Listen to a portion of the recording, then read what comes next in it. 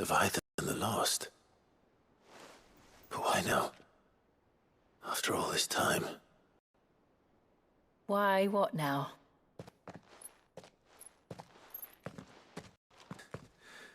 I'm not sure you'd believe me if I told you. After all we've been through. I doubt there's anything that could surprise me at this point. All right then. Rouse Joshua and meet me in the mess. We'll talk there.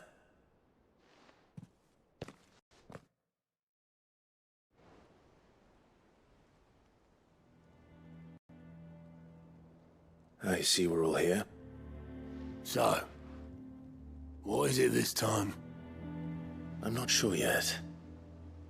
The letter delivered to my chambers omitted a few crucial details. Do we know its provenance?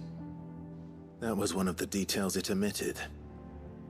But whoever the sender was, it seems the Dame held them in high enough regard to point them in our direction. The Dame? Well, she's not one to waste our time. It must be important. Important might be an understatement. If the letter is to be believed, Leviathan's dominant is in danger. And someone wants us to save him. Leviathan?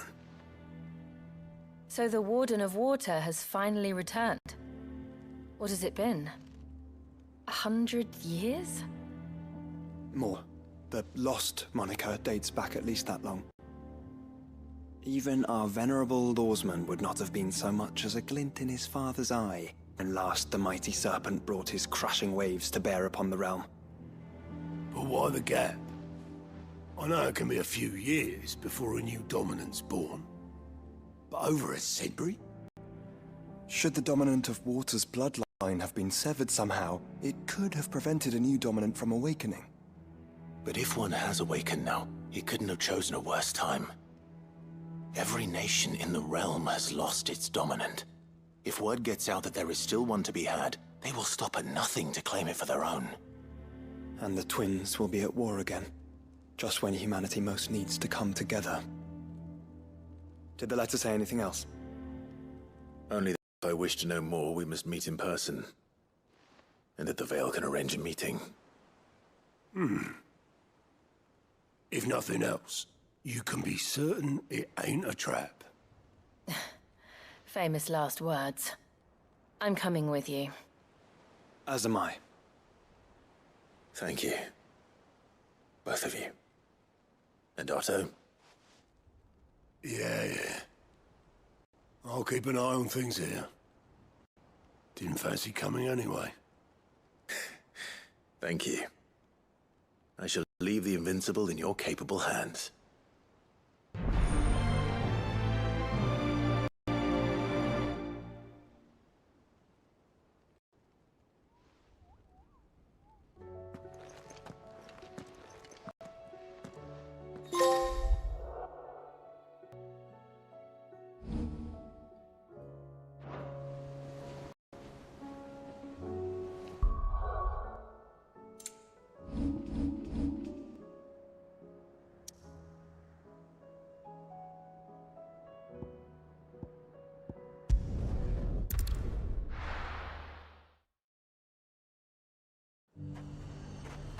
The garrison said they'd take another 100. To the Veil it is, then. Think twice.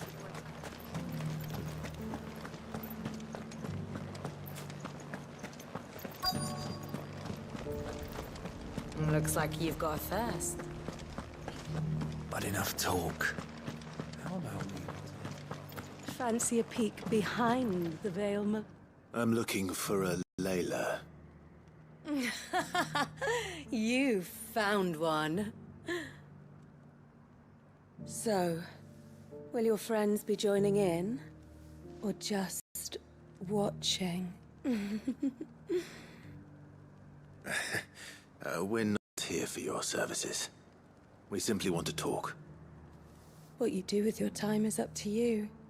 The price is still the same.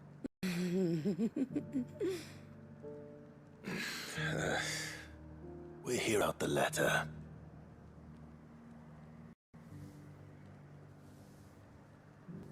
Oh, Oh, sorry.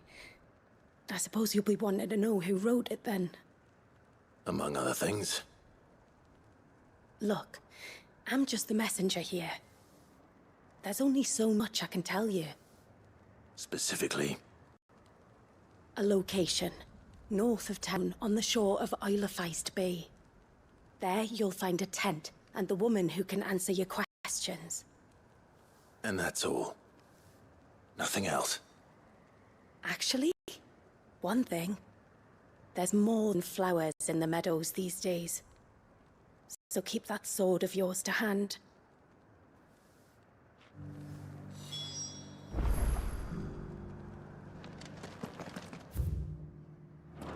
Does anyone else think it strange that this woman should prefer to keep to the outskirts of town?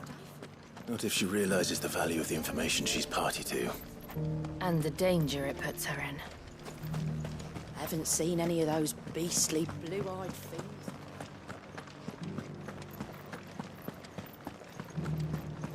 Do be careful. I will.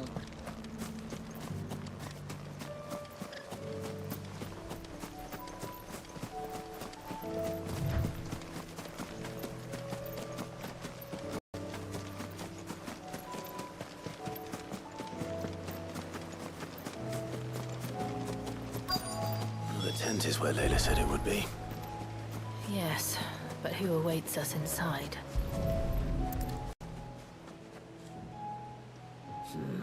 It's empty. Why am I not surprised?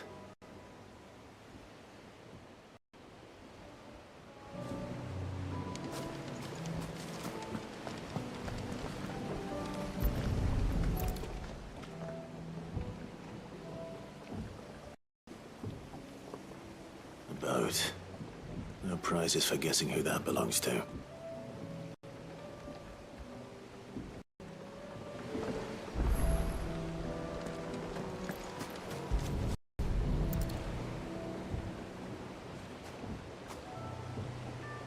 The embers are still warm. So you're Sid.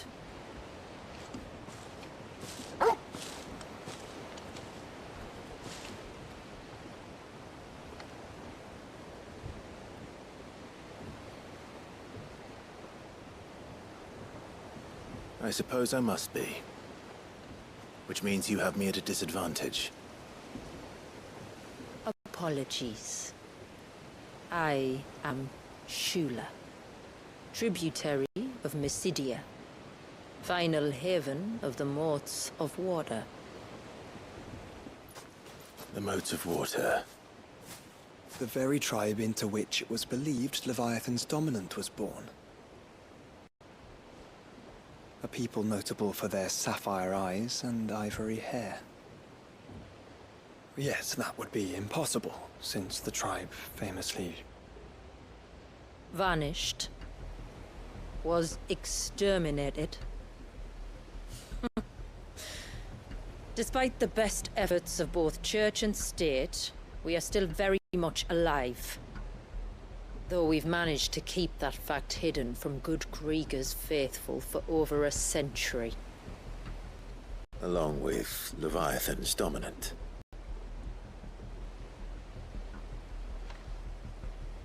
That wave out there. What do you know of it? The surge. Only that it's been there a long time. Since the fall of Drake's Eye almost a century ago. Some claim the two are connected, but none can speak with any certainty. So in other words, you know nothing. Not that I'll hold it against you.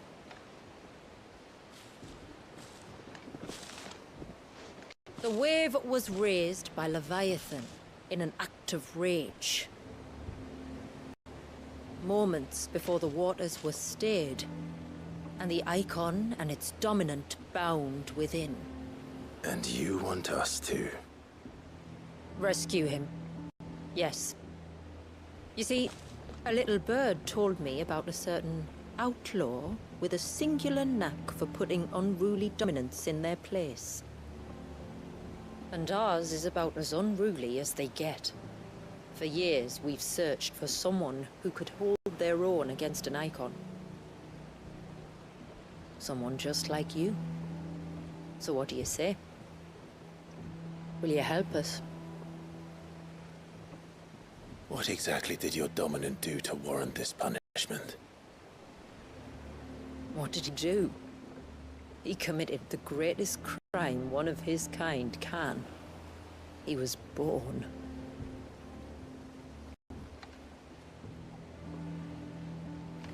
But he deserves a better fate than the one my people forced upon him. He deserves to be free.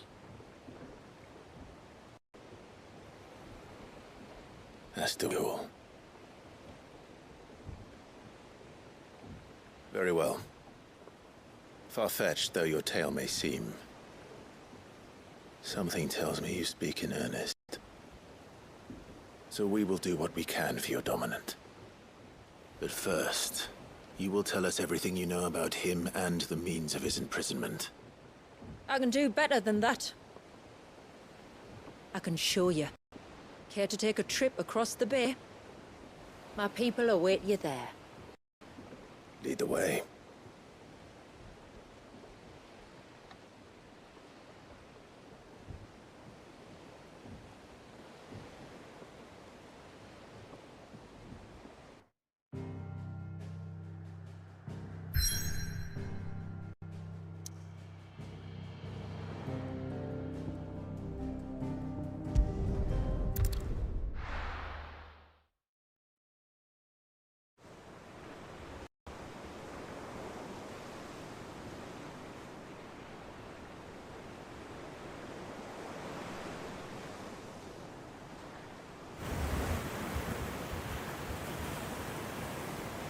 All right, you might want to hold on to something.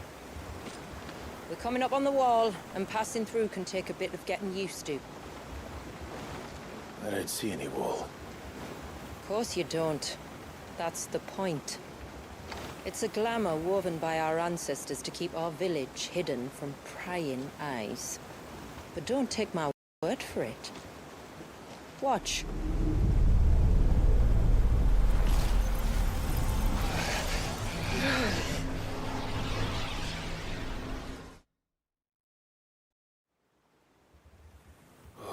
That was worse than a slug of Bacchus wine. Clive, the sky. It's blue, but how is that possible? You do know what a glamour is, don't you? Ours just happens to work both ways, and a good thing too. I wouldn't fancy staring at those sickly clouds every day.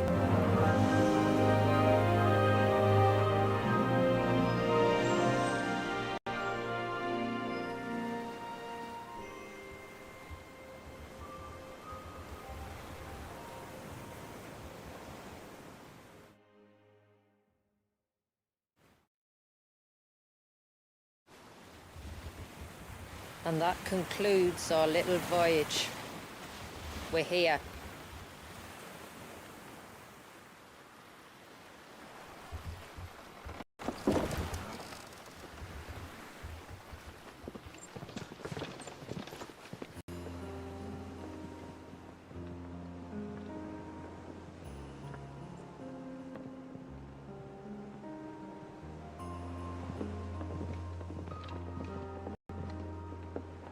It's a long slog to the village, and a hard one. I hope you're up for a climb.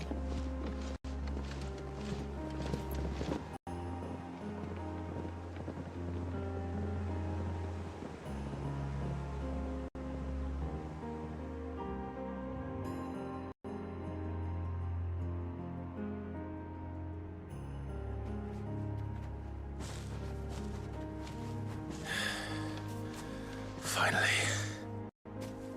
What? You didn't think we'd arrived, did you? The village isn't up here. It's on the other side of the mountain. Of course it is.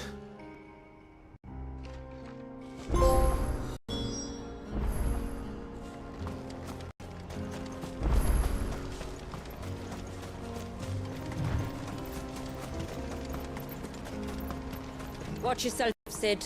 This path can be treacherous. If not for the sheer drop, then for the beasts who prowl it. Thank you for the warning. And please, call me Clive. Sid is an alias. You will be pleased to learn, Lady Shula, that I have no such aliases. Is that so, Lord Margrace? It's all the same to me.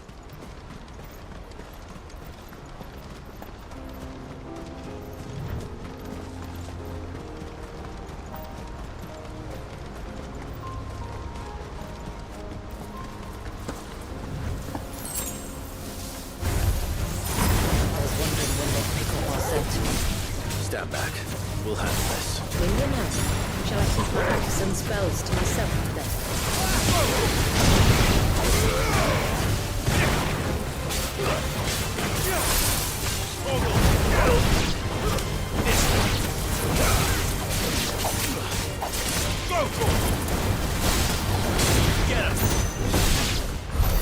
Earlier you mentioned spells, yet I see you carry no crystals. Since when did a bearer ever need crystals? But then, where is your brand? Waiting for me in Sunbreck, if I ever get careless.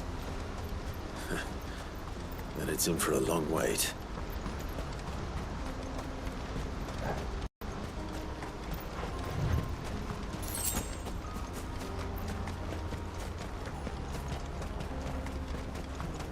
We're almost at the summit. From there, you'll have a better view of our home.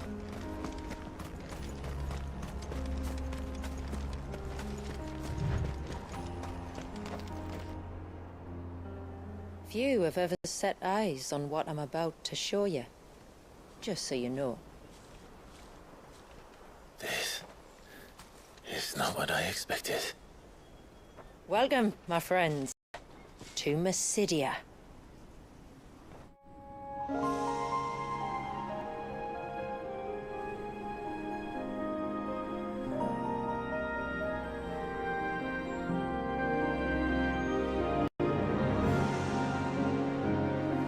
It's been a long time since I saw the North looking so... Alive. I'm sure you have plenty of questions, but it's been a long journey, and I expect we could all do with a rest. Our humble village is only a short way from here, if you'd care to accompany me. Let's get ourselves in front of a fire, and I'll tell you everything you need to know.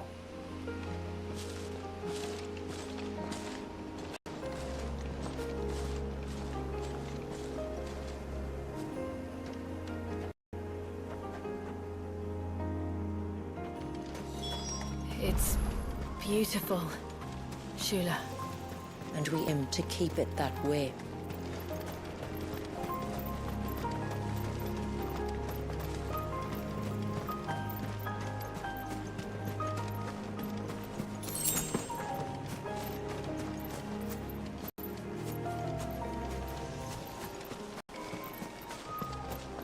Are those stones glowing? That's one of the cairns which maintain the glamour. Steer well clear.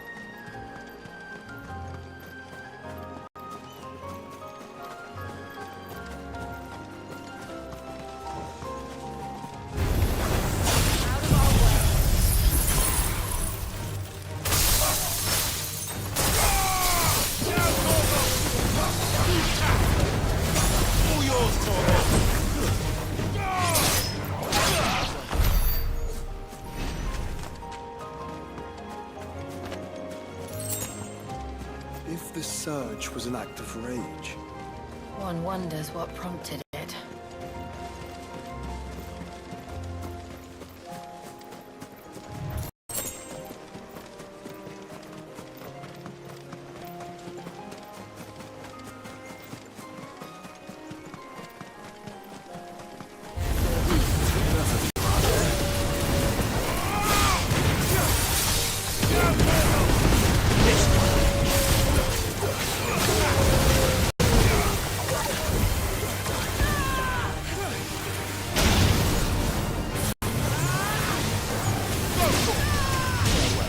Over here! Kill!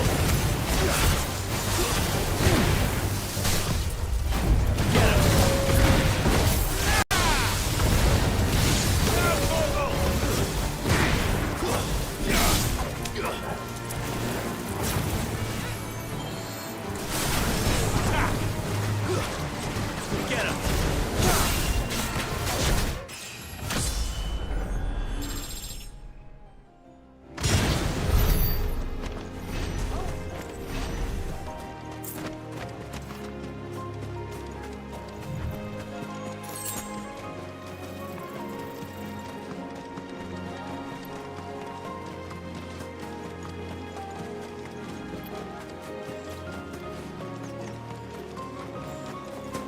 Could we not have spared ourselves the mountain crossing by landing further north?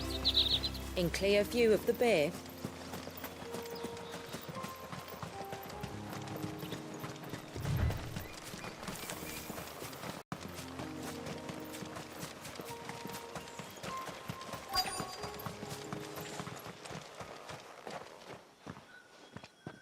On evening tides. Does morning's light return? Open the gates! The tributary is home!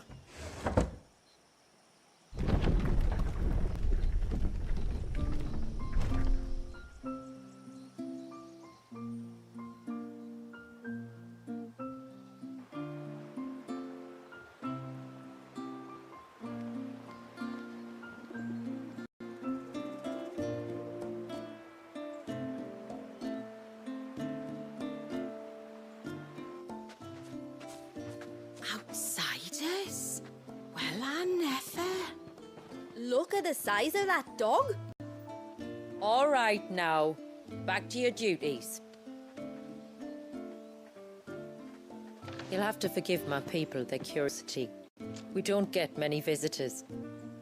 Or any, truth be told. Then we are honored to be the first.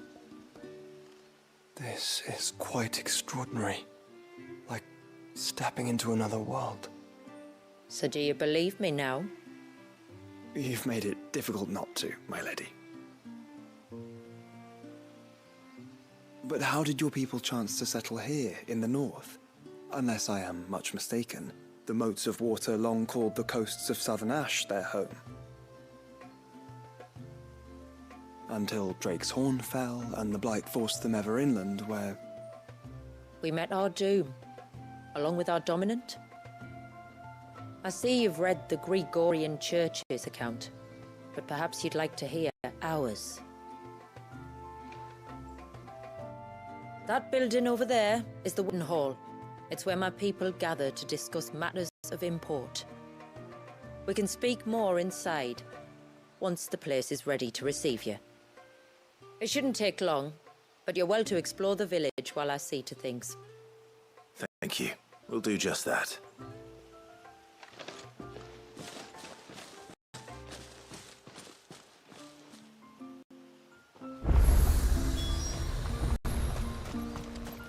That'll be them then.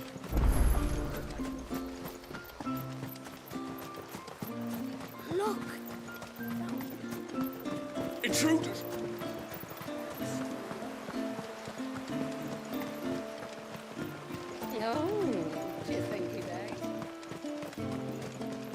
Welcome to Haven. The tributary awaits you within the wing.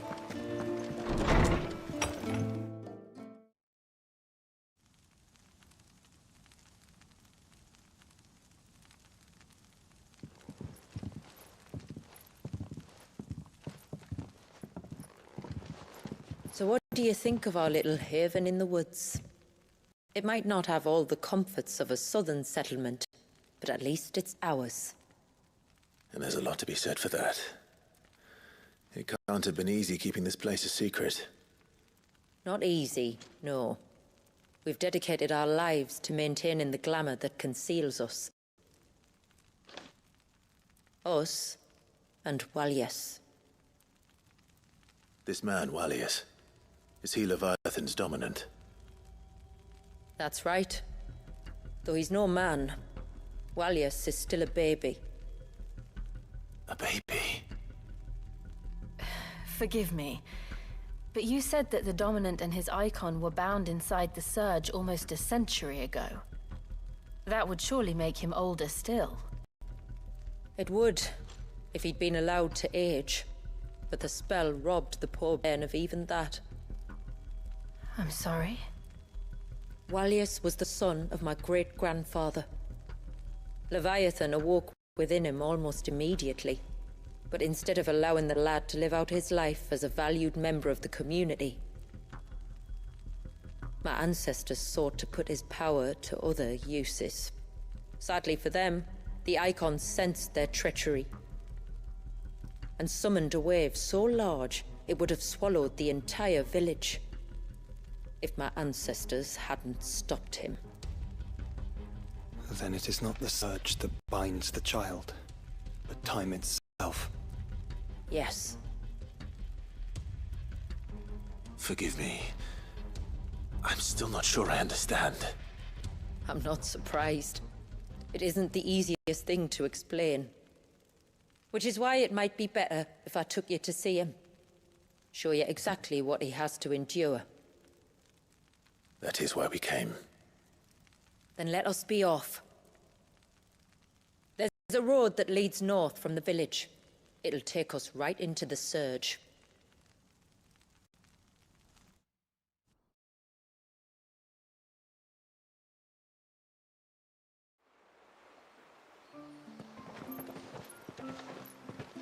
Are you bound for the Wave, tributary? We are, Dina. Have you spread the word about our guests? Everyone knows to treat them as family. You shouldn't have any trouble now, but just in case, I would have you accept this symbol of our people.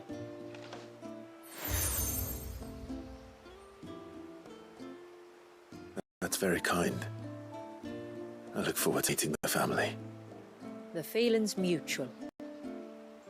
Should the tributary be indisposed, feel free to ask me any questions you might have regarding the village, and I'll do my best to answer. Thank you. We will. Then I bid you good tide.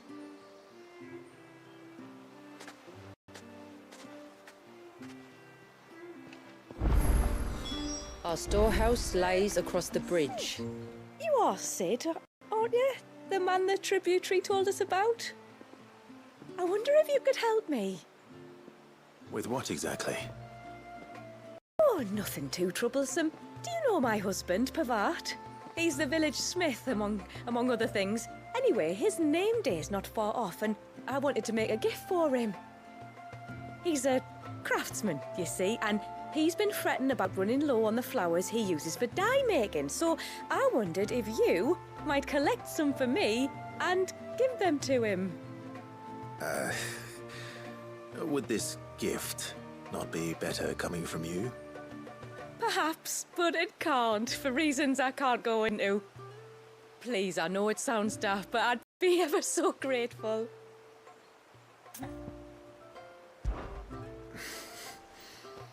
Fine.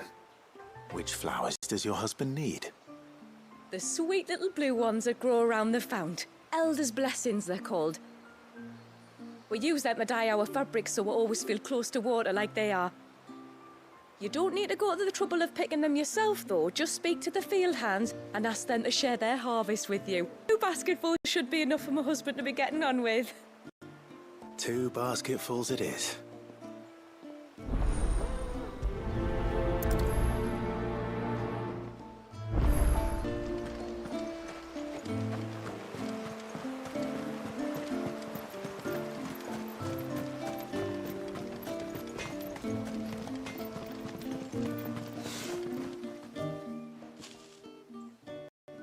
Oh, I'll have her hide when she gets back. Oh, sorry. I was leagues away. How can I help you? If you're after something from the storehouse, it's actually my wife you'll want to talk to. She will have to charge you for the goods, though. Not that we'd fleece you or anything. It's just, you know, needs must. I understand. Saying that, he might not be able to get anything down for you for a bit. Ah, right. She's got her hands full with the inventory, you see. It should have been my daughter's job, really, but the willful Rills decided to make herself scarce. The heavens only know where that girl's got to. If you'd like me to keep an eye out for her. Oh, no. I couldn't ask that of an outsider. Could I? You wouldn't mind? Of course not. She won't have gone full, will she? I hope not. But I've scoured the entire village for her and come up empty-handed. Can't help thinking she might have gone on another one of her little adventures. Ah, a free spirit, is she? Aye, that she is.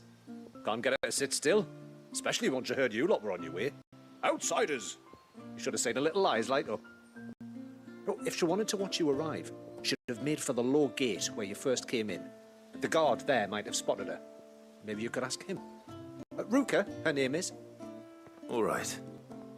I'll let you know if I find her. Try not to worry.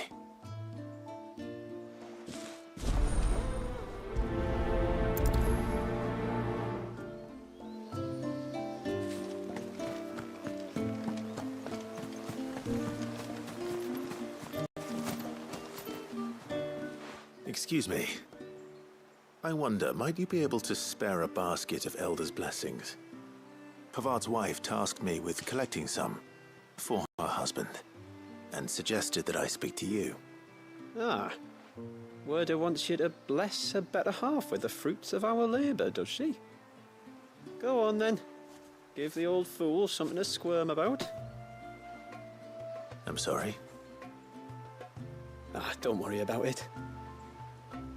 An old fool Pavard may be, but if you come bearing gifts, he's not fool enough to turn you away. I'm glad to hear it.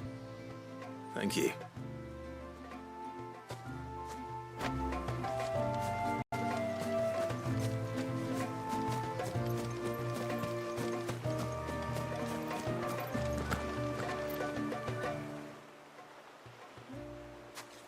Ah, welcome to Haven, friend. Thank you. Forgive my presumptuousness, but the smith's wife has asked me to make her husband a present of some Elder's blessings. 2 basketfuls, to be precise. Well, I have one, if that's any help. It is. I'm much obliged. They really are beautiful. Aren't they just? Though that's not the only reason they have special place in our hearts. Legend has it that fled from Ash. The tributary of the time took some seeds with him. And as they wandered high and low across the Twins, he'd plant them wherever they stopped for water. Every elder since has done the same. So when we finally put down roots here in Mysidia, the flowers did too.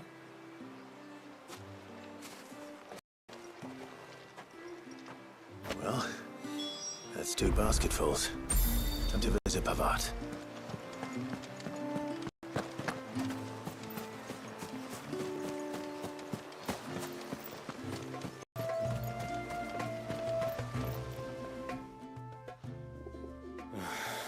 What do you want?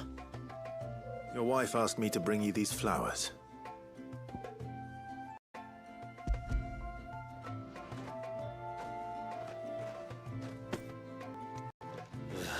That woman. Come out. I know you're there. Who? Me?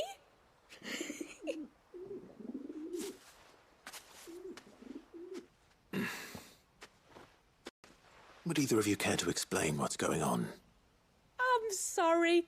I didn't mean to deceive you. It's just, my husband can be a bit standoffish at times, and I thought this might be a good way for the 2 of you to get acquainted. What with you being a swordsman like, and him being the only smith in the village. It'd be a shame if you couldn't turn to him for help. The only reason he couldn't turn to me for help is because I had my hands full with all the orders you lot dumped on me. I'm pretty much done with them now, though. But, for the record, the tributary said that we were to lend you outsiders our aid, and that's exactly what I was planning to do. With or without my darling wife's meddling. Still, here we are. Acquainted. So, if there's out you need, just bring us the materials, all right? All right. All right, then. And tar for the flowers. I was running low. You use them for dyeing, I hear. Aye. Crush the petals and it makes a fine and lasting blue. We use it to stain the cloth for our tunics and pennons. Remind us where we come from, like. As motes of water. Children of the sea. That's right. The pattern too was left by our ancestors. The Ceaseless Rill, it's called. It symbolizes the river of our tribe, with the strength of Leviathan running through it.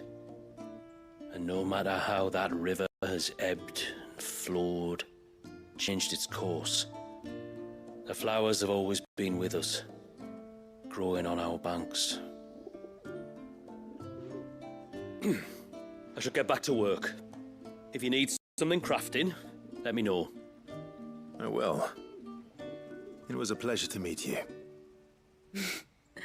Wasn't it just?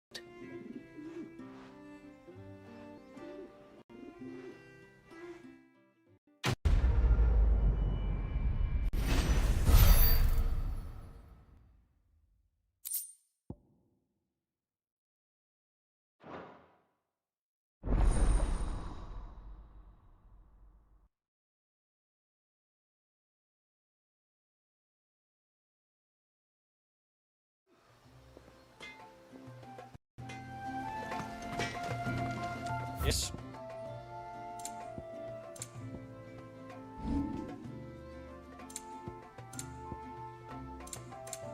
Till next time, then.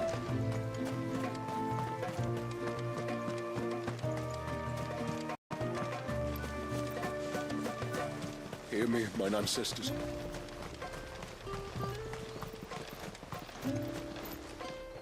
Excuse me.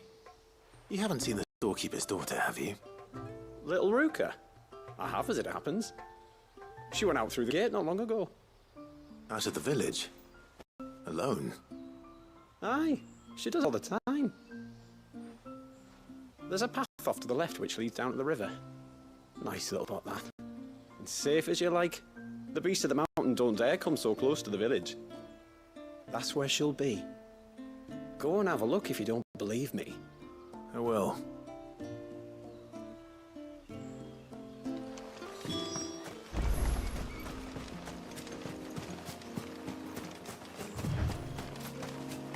This must be the path.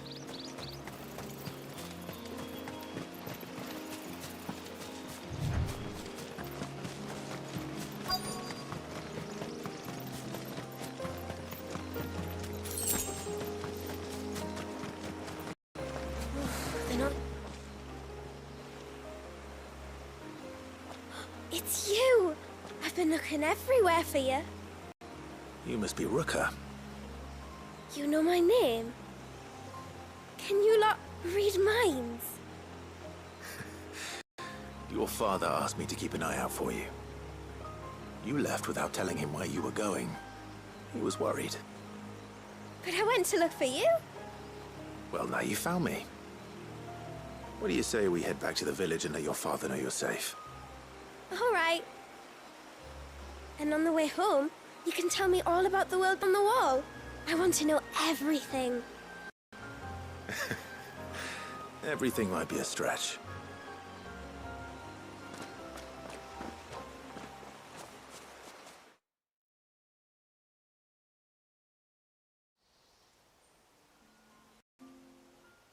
Thank you for bringing her home. And sorry for the trouble. Oh, no. It was a pleasure. Daddy, did you know that there are villages 10 times as big as Haven in the outside world? 10 times! Cities they call them. And in these cities, they have great big walls and towers and castles. Oh, to think I was worried.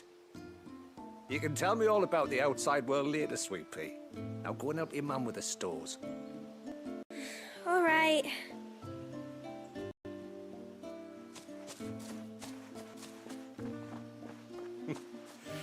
Thanks for putting up with her questions. She, has a lot of them. One of the big ones being, what are the people beyond the wall like? Reckon you've made a good first impression. Are we the only one she's ever met? That you are. The rest of the world can't know we're here, so we'll have to be very careful who we're letting in and out. A few of us might make the occasional trip to shore for supplies, but for the most part, we'll make do with what we've got, including what the old Northerners left us. Yes. You built on top of the old ruins, didn't you? Well, they make for fine foundations. Their masons clearly knew what they were doing. That's one thing we don't have to worry about. Oh, it's everything else that's the problem. Medicines, metals for tool making, anything like that. We have to dress up as travelling merchants and make a trip to the outside and pray to every cloud in the heavens that nobody sees through us. Which explains why you need Gil. Aye. And now Rook is back, my wife should be free to assist you with any potential purchases. So please, do make good use of our stores, because we fully intend to make good use of your coin. I'll be sure to keep my purse strings loose.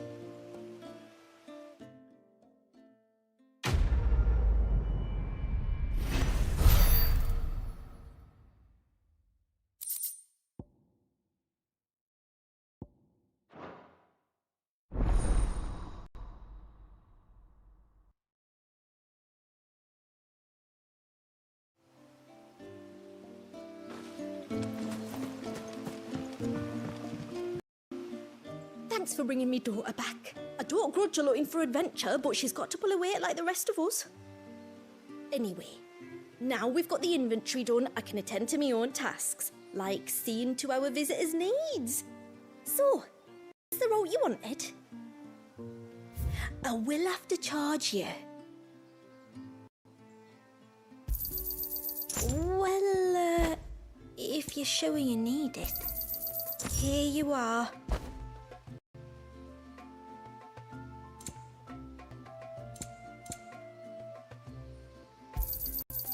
May it serve you well.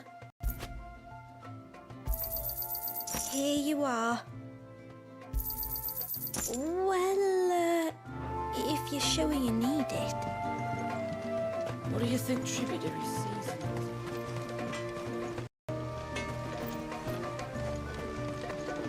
Reckon my steel's just as good as any.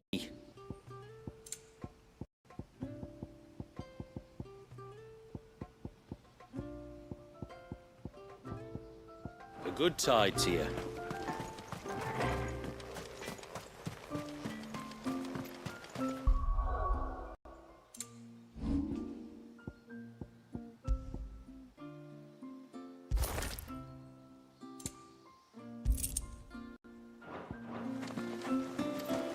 How long do you think this bridge has been for?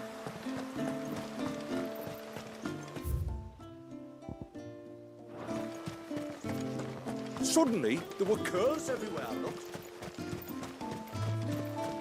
Did you hear that, girl?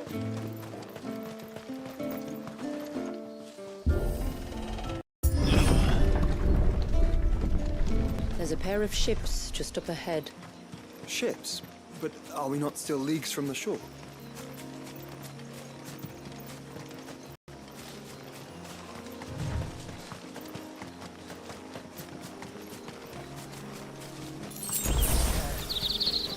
The quickest route to the surge is due east, past the second galley.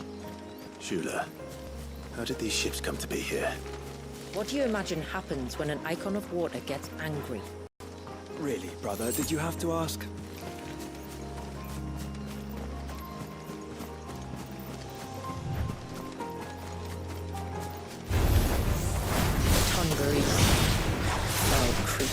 consumed by their hatred for everyone in Desert.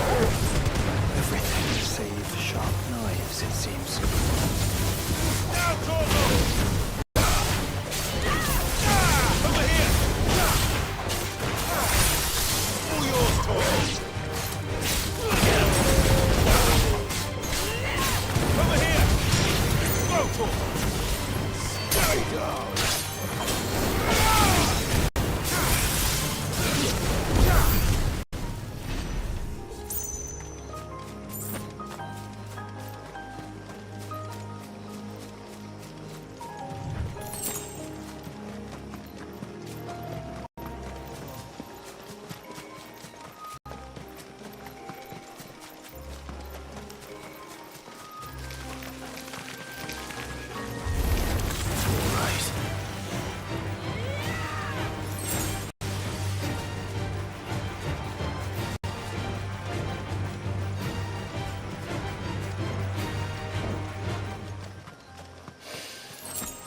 I can smell the sea.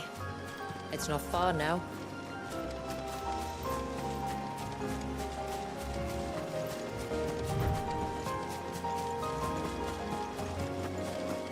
How will we reach the surge? We'll follow the coastline north. There's a bridge that'll take us across to the cape.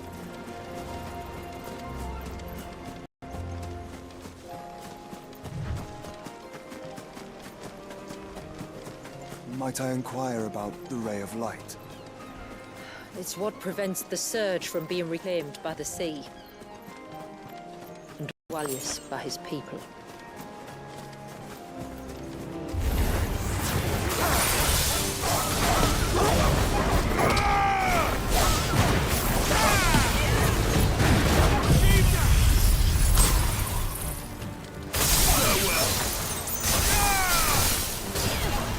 This one.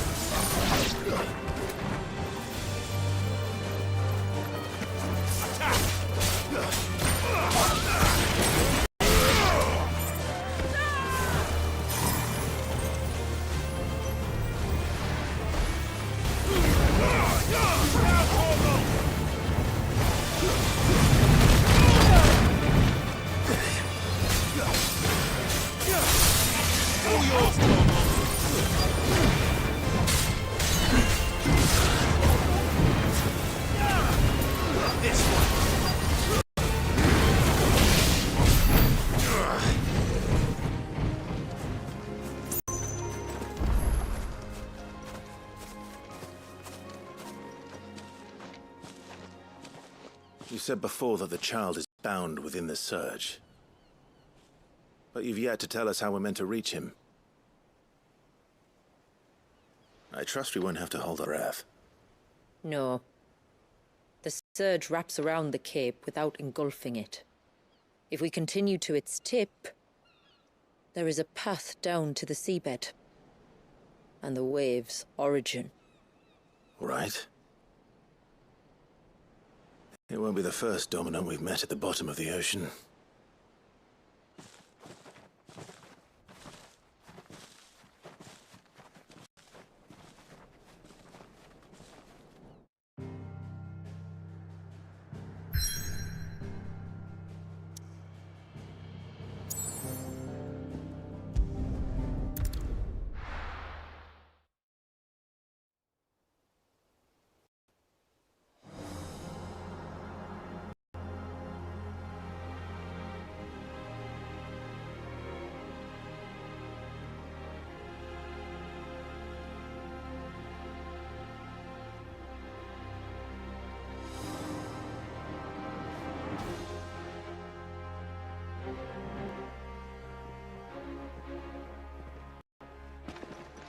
It's not much further now.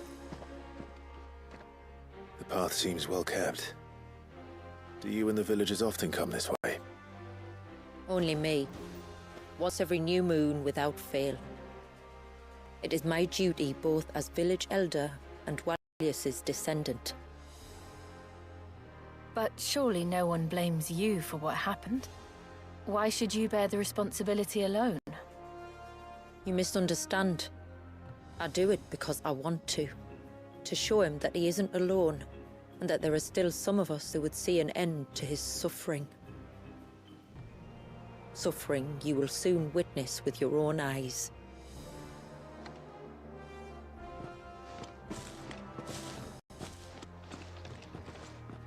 The forest grows quickly here. Left unattended, the path would be reclaimed in a matter of months.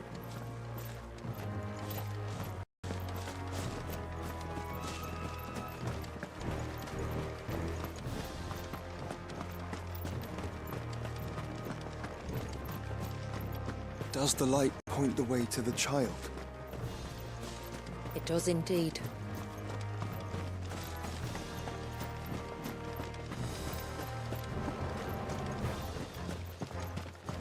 Look at all the droplets of water suspended in midair. Where they have remained untouched by time for 80 summers. It's not right. No. It's not.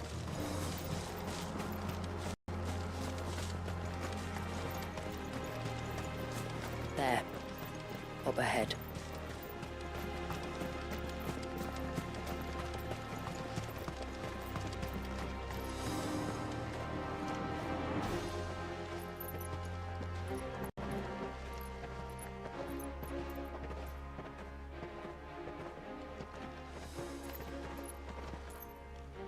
Down in the center. Follow me.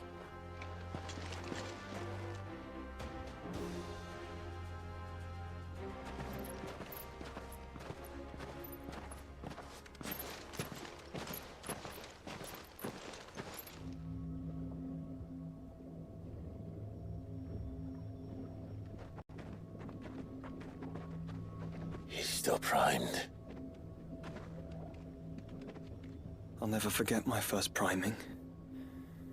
The fear. And I was old enough to understand what was happening.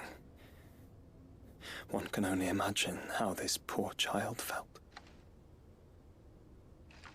He is the victim of an unforgivable sin. Committed by people who saw him as nothing but a means to an end. He must be so frightened.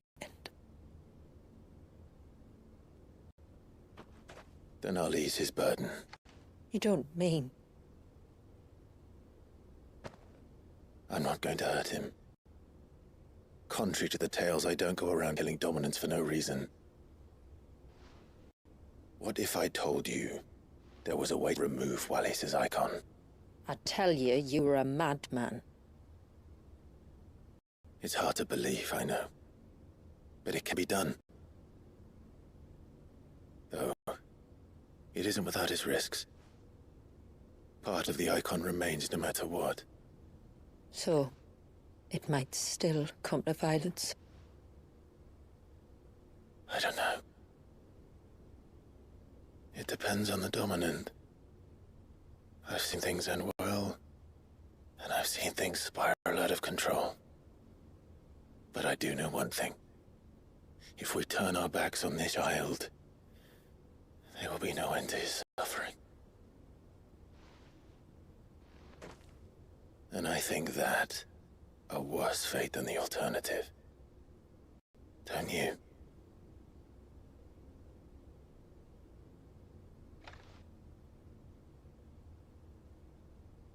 Very well. Do what you must. And whatever happens, I will own the consequences.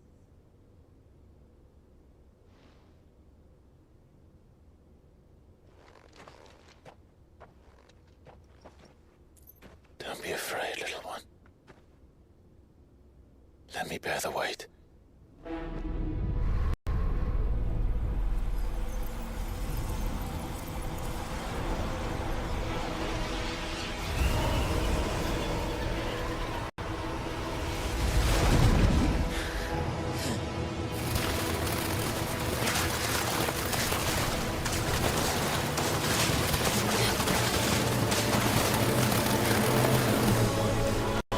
Hush now. It's going to be all right.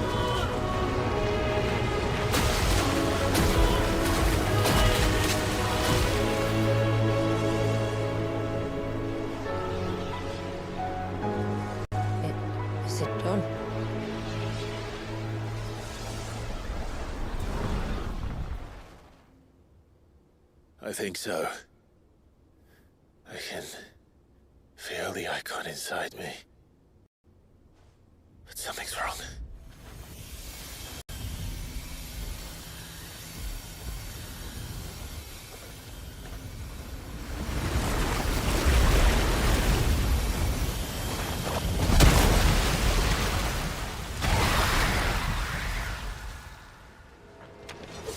He wasn't just afraid. He was angry. All right. Let's see what you've given me.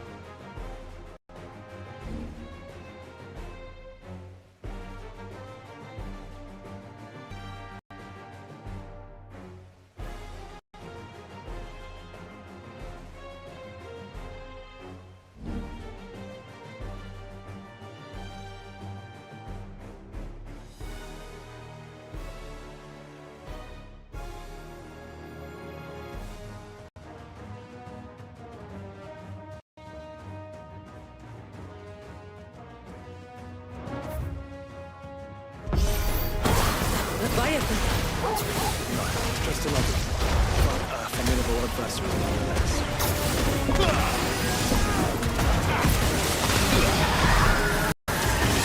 Oh no. That's friends.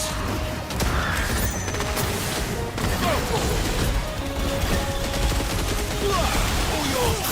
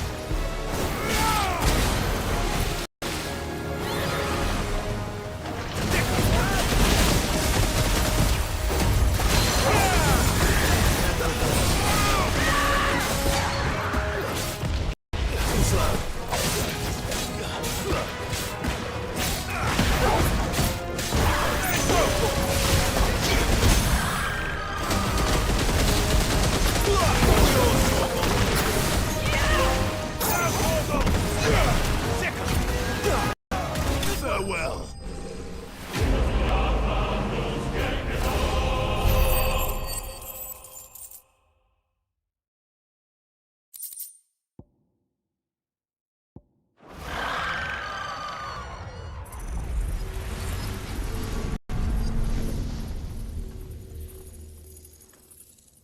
Is everyone all right? He seems calmer now. You said Walius was frozen in time. But he knew we were here. How? I don't know. He's never reacted to anything or anyone. Until now. The child has been bound for nigh on a century. If he has been conscious from the first, we must remove the seal at once. It's not that simple. I wish it were, but... there's more to this tale. It would be better if I explained back at the village. I see. Then let's return before it gets dark.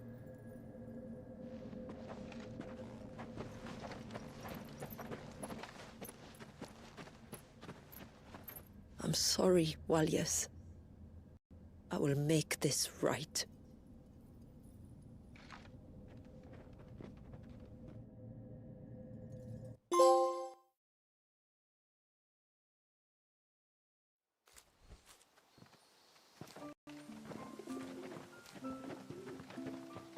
So, part of Leviathan is inside you now, is it? Does it hurt? No. Not anymore, anyway. Good. Because I still have need of your strength.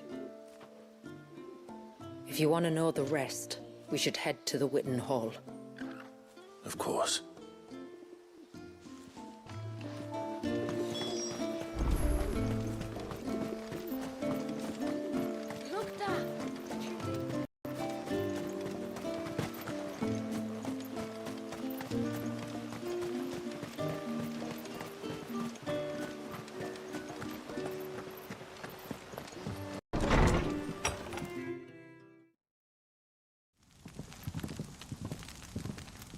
To understand the spell which binds Walyas, you must first know who we are, and what drove my forebears to commit such an atrocity.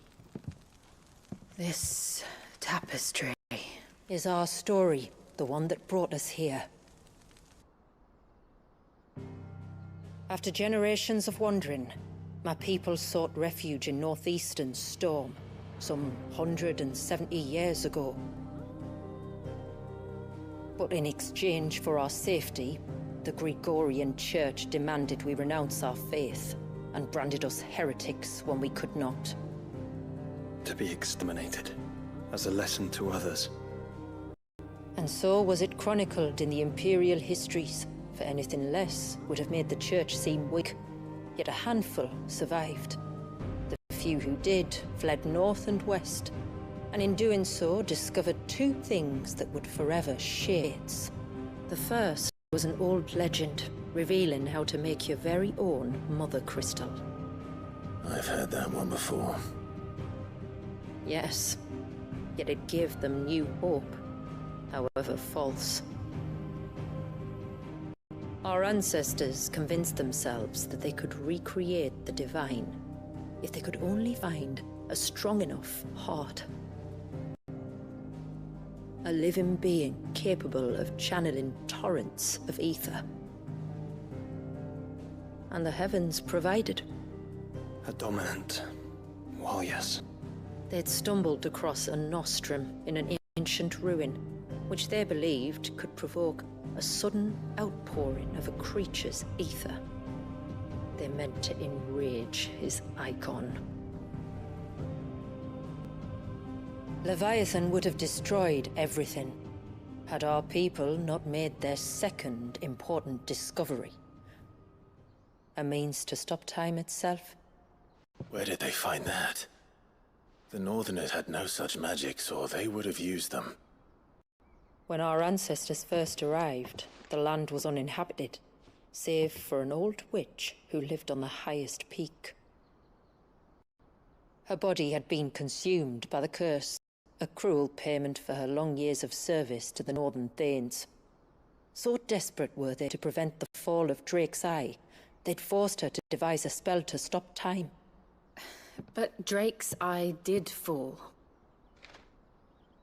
It did. When she finally perfected the necessary magics, it was already too late.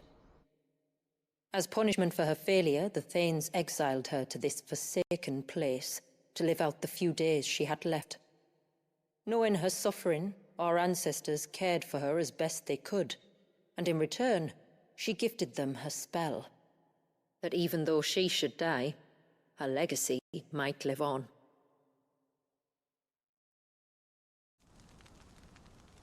So armed with both the knowledge of the ancients and the secrets of time, our ancestors settled upon an ambitious plan. They would create a new Mother Crystal, and enchant it that it might endure for all eternity. Thus would our people's wandering, our suffering, finally end, and prosperity visit us once more. And all it would require was the sacrifice of a single child. A small price to pay, or so they believed. Another victim of man's blind reliance on them. So we know the seal's source. How do we break it and restore the flow of time? Do you recall the dome of light on top of the cliffs to the west? Inside, the ruins of an old temple. It was there that the witch built the Vare, a conduit of sorts that channels her remaining ether into the surge. But it's been a long time since anyone set foot in the place. And now, there are others who claim it as their own. Then we shall go prepared for a fight. That said, it may be best if one of us stays behind. You think the village could be in danger? We saw the ether flow from Wallius in all directions, but only encountered a single familiar. There will be more. And should even one make its way here, I doubt the walls could hold it back long. Then I shall stay. The Phoenix will see your people safe, tributary. You have my thanks. Very well. We should depart at once. I fear time may no longer be a luxury we can afford.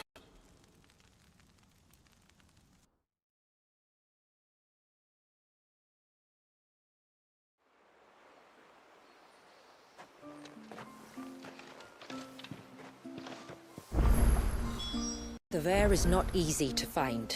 We must first head north, and then west, deeper into the forest.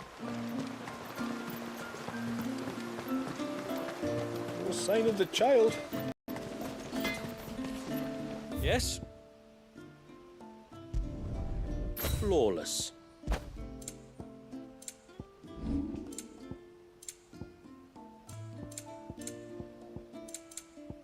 Good tide to you.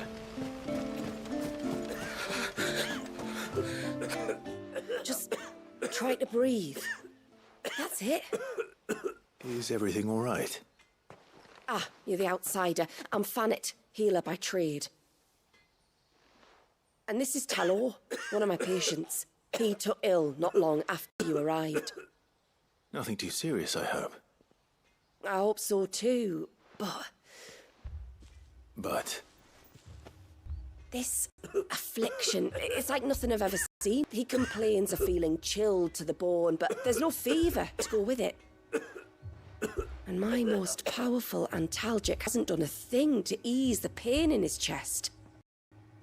I'm starting to wonder if his condition might require a different kind of treatment altogether. Shula said that you were here to help us. You couldn't help me, could you? I'd be happy to. If I can. You can, don't worry. All I need you to do is speak to Talor's son, Pavat, over at the forge, and ask if he knows what his father was up to before he came down sick. Something must have caused this, and I want to find out what. The trouble is, Talor's too weak to speak, and I can't leave his side for long. While you talk to Pavat, I'll pay his wife word a quick visit, just in case she knows anything. All right.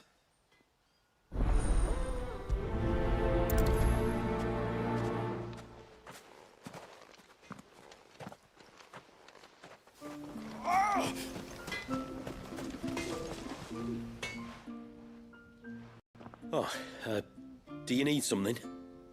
I do, though not from the forge. Fannet asked me to speak with you. She's looking into the cause of your father's illness and wondered if you could shed any light on the matter. I see. Sorry. She shouldn't have dragged you into this. It's no trouble, really. Tell me, did your father do anything out of the ordinary before he fell ill? Not that I know of. But then I hardly see him. He's always out and about, like. Well, at least he was. Suppose he might have been a bit more... fidgety than usual, but apart from that... When you say out and about, where does he usually go? Just round the village. Wanders over to Blazier's place most days. He's a fisher who lives on the other side of the fount. They're old friends. Maybe he knows something I don't. Maybe. I'll go and speak with him.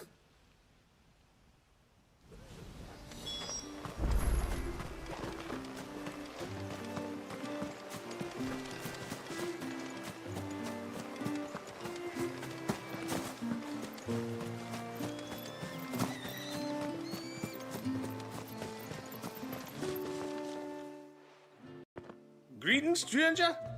Who are you? Your name is Blazier, is it not? Pavard tells me you're a friend of his father's, and that the two of you may have spent some time together prior to his illness. His illness?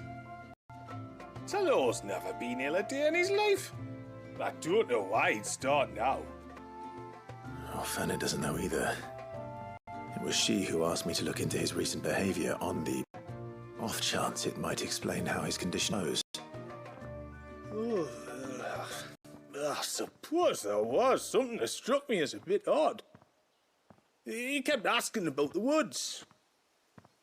Did you see anything strange on your way back from the shore? Are you certain? Do you swear? That kind of thing. I didn't, of course. But he wouldn't let it go. It was like he was expecting something to happen. It was just a matter of when. Not that I know what. But he never told me anyway. Well, that certainly does sound unusual. And it might just be what Fanet is looking for. Thank you. Ah, don't mention it. Oh, and when you say Talor, wish him the best from me, eh? Let's see what the healer makes of this.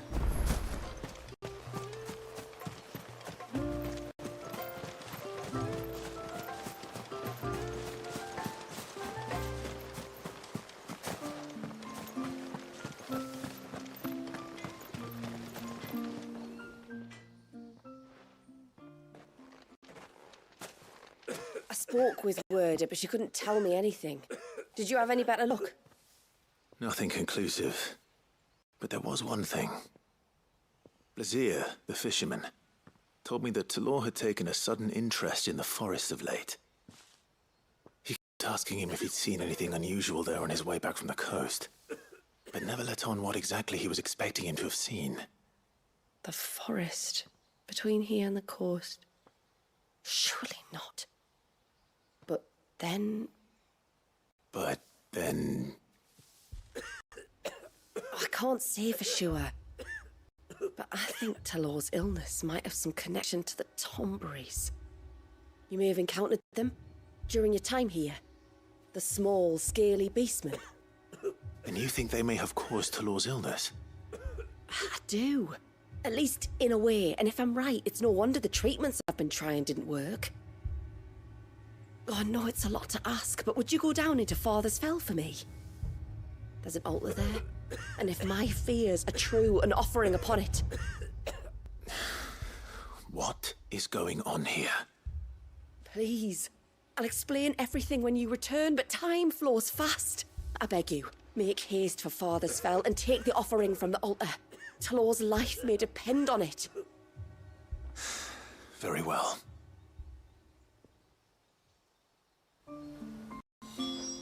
Oh!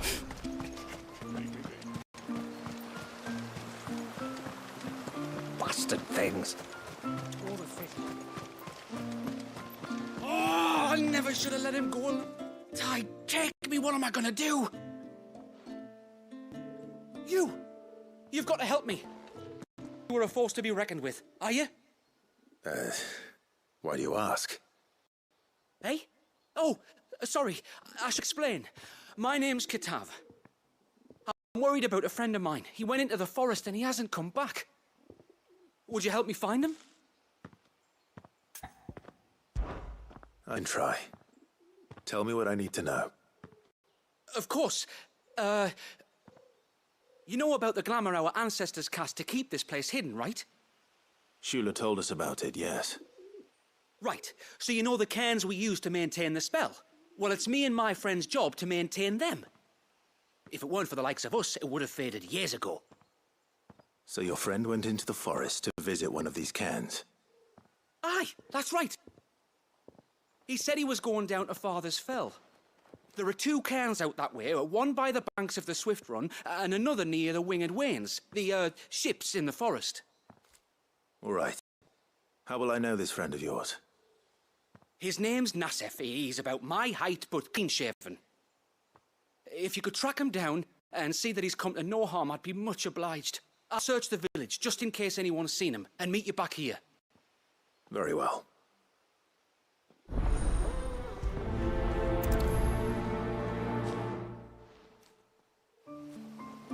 One cairn by the ships, another by the river. Better get moving. Hail, stranger. Are you a rider by any chance? I am. What gave me away? Oh, I can smell it on you. The scent of the stables. And not just any stables. Something tells me you've never been one to ride half-starved birds with chine gall and wet beak.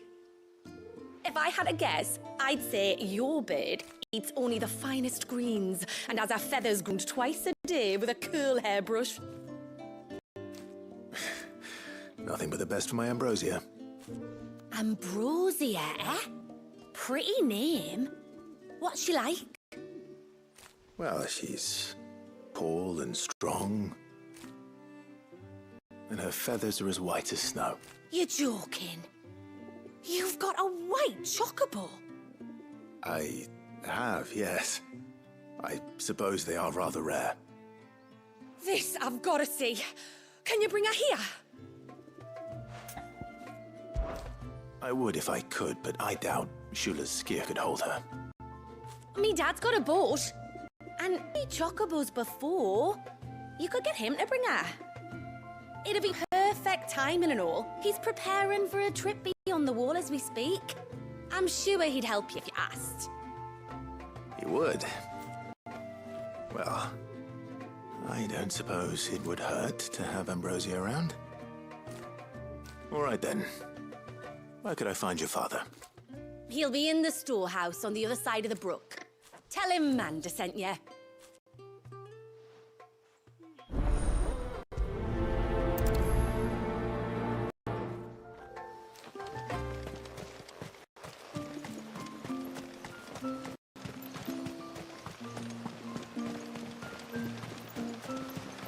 Bastard things.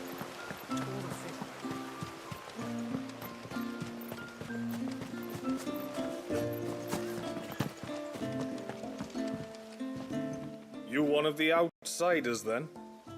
I am. Shula invited me. Are you Manda's father? I am. Got you running errands for her already, has she?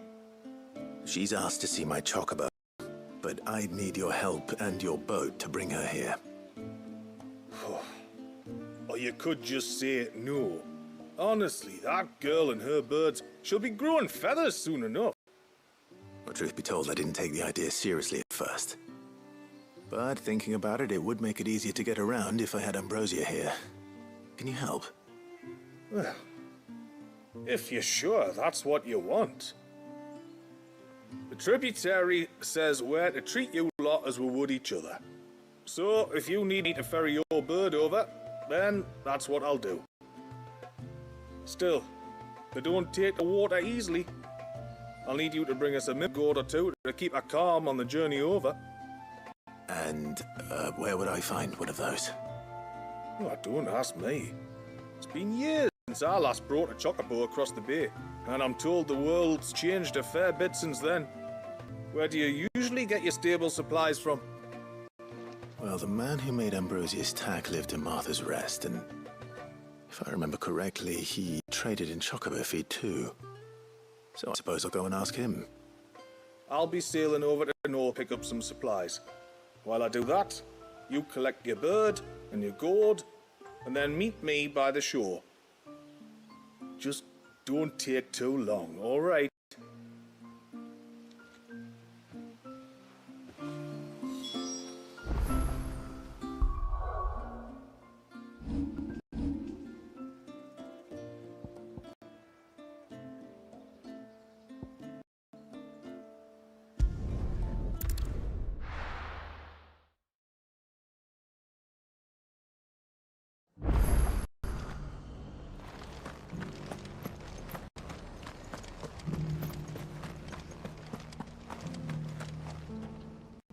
I remember you. You're the one who saved Whiteheart. How's the old girl doing? She's very well. Thank you. Oh, don't thank me. You're the one who saved her. Anyway, what brings you to the rest today? I was hoping to purchase a Mimit gourd. And I thought you might be able to tell me where I could find one. Oh, reckon I could do better than that. Just so happens, I've got a whole carload of the blasted things. Not a buyer in sight. Really? Aye, you'd be doing me a favor taking a few off my hands before they turn to mush. But just be on the lookout for wild birds, eh? Don't want them chasing after you like they did me. I will. And thank you. Oh, you're very welcome. Any friend of Whiteheart is a friend of mine. And in times like these, friends have got to stick together. We certainly do. Northreach, then. Wouldn't want to keep Anders' father waiting.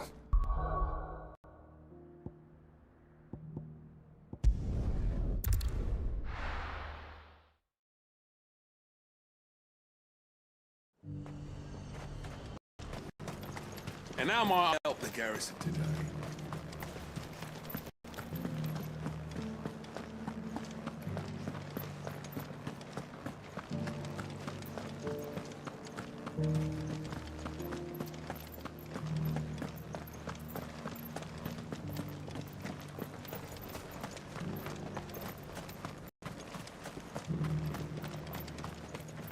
Those things didn't fight like men.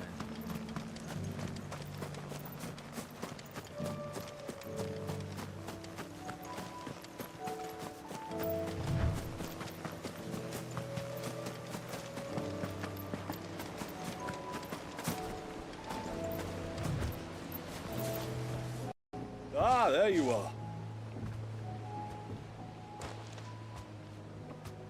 And this must be Ambrosia, was it? Oh, she's a real beauty, isn't she? I have the Mimic gourd too. Here.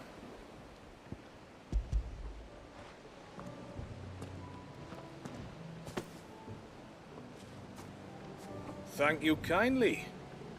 Soon as she's gobbled this up, we'll set sail. We're going to take a little trip across the bay now, Ambrosia. Don't worry. You'll be all right.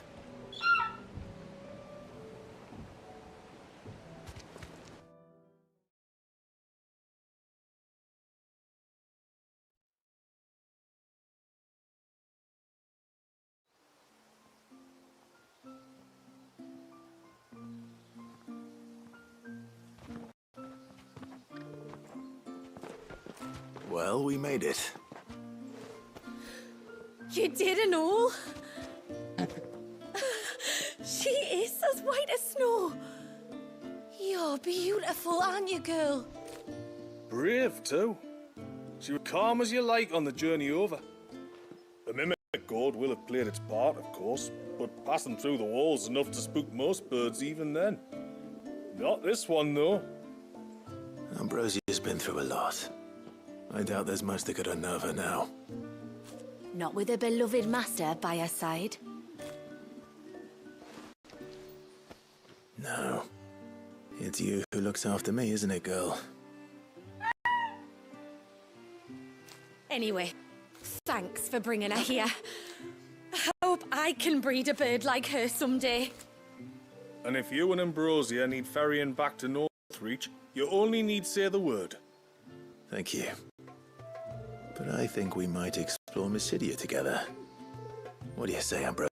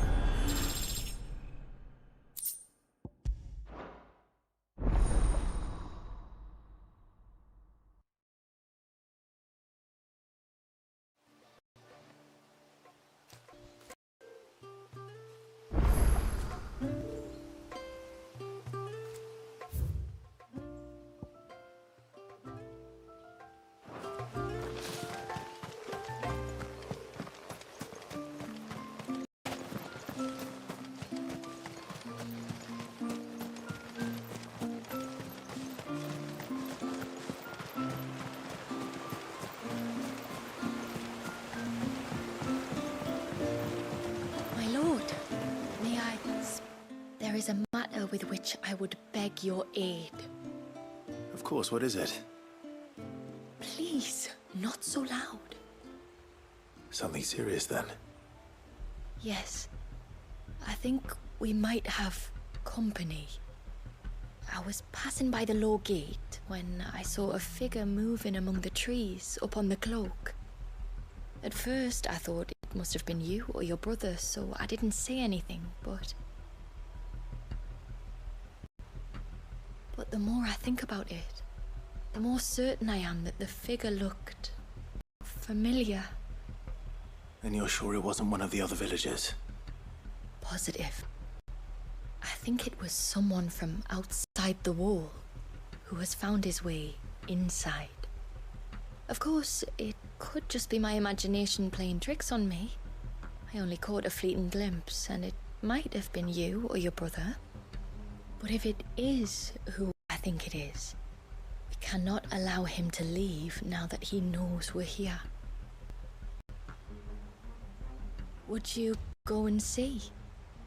Oh, he won't try to hurt you, believe me. Given what lurks in the forest, the only one likely to get hurt is him. Very well. Whether the man you saw is who you believe him to be or not, we need to know. It may yet be someone else entirely. Someone who means your people, or my people, harm. Perhaps. Just promise me that if you do find someone up there... Don't worry. I won't draw my sword unless I need to. Thank you. Yamila, this man you might he be the customer you told me of? I fear so. A customer? I'll explain later. Come on.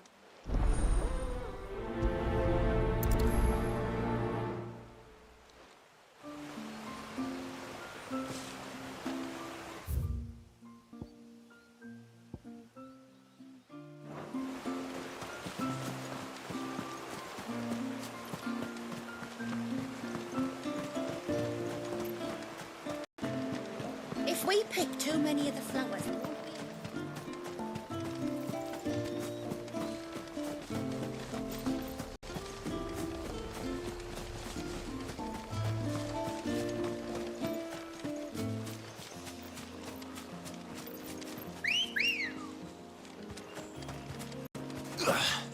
Let's go.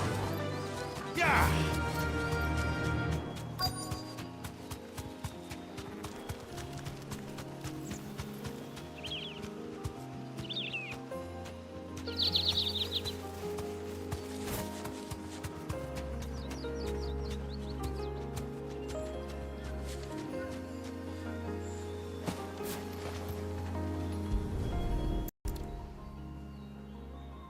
A bottle.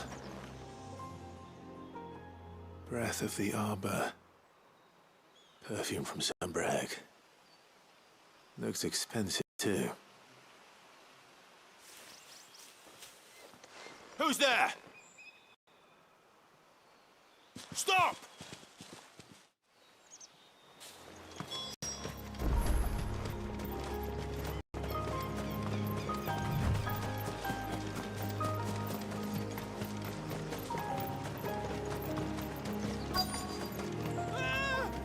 No! No! Hang on! I'm coming!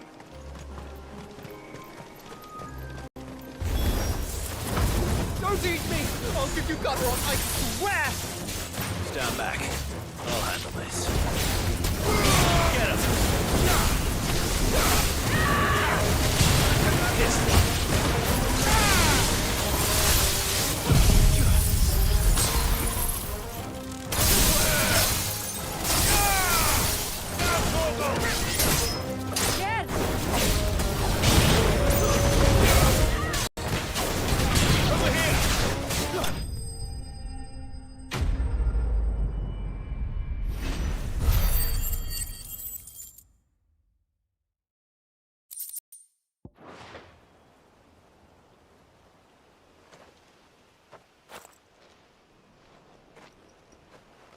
Are you all right?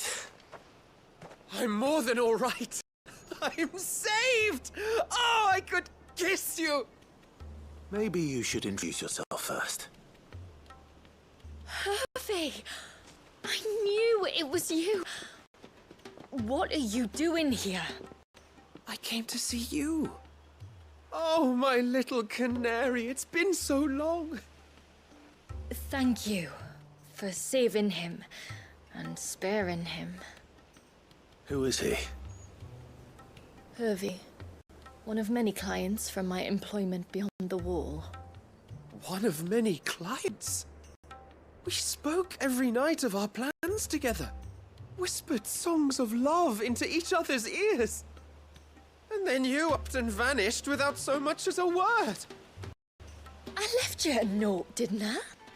I told you I was sorry, but that we could never be together. That I could never abandon my family. And I told you not to look for me. How did you even find this place, anyway? The flame of your love was as a beacon in the night that guided me to you. Hervey.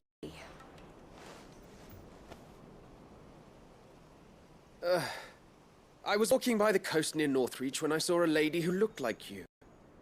Eyes like the ocean. Hair like the driven snow. The next moment, she and her companions were jumping in a skiff and sailing out towards the wave.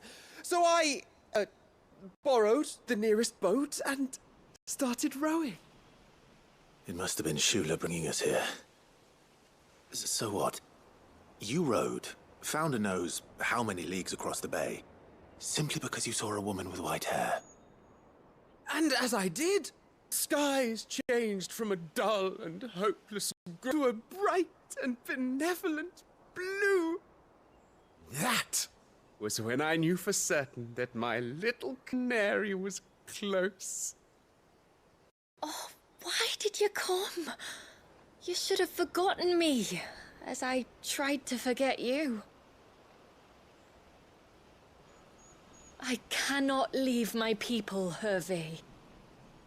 And now that you know about this place, neither can you. We must return to Haven and accept my family's judgment. I'm to meet your family. Oh, my little canary.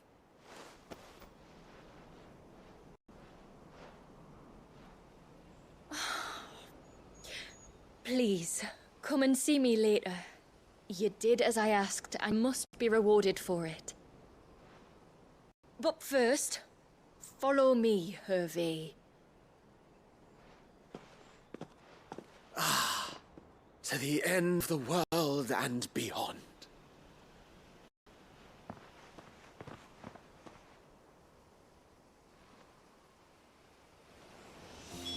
You should never have found this place. How could I be so careless?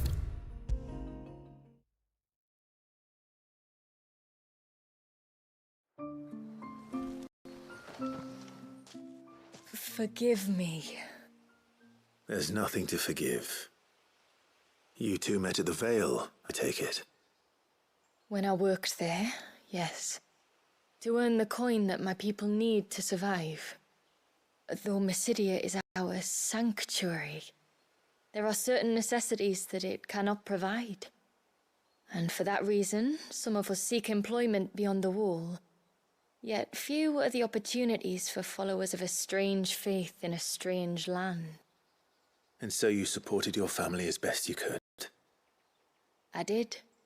And I have never regretted it for a moment. I found a second family in the Vale. And in the Dame, a second mother. I also found Hervey. But our love could never be. I knew that if I revealed my secret to him, I would be putting my people in danger.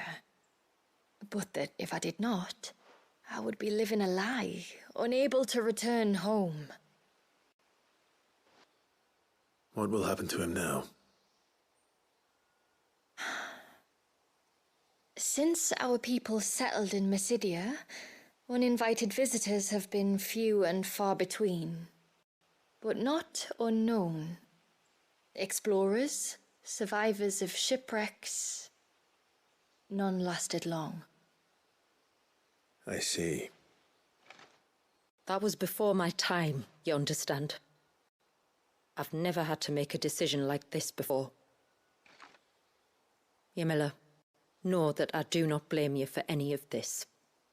It was me who decided to make the trip to shore. Me who exposed our secret. This was my mistake, and I shall bear the responsibility. Thank you, tributary. I only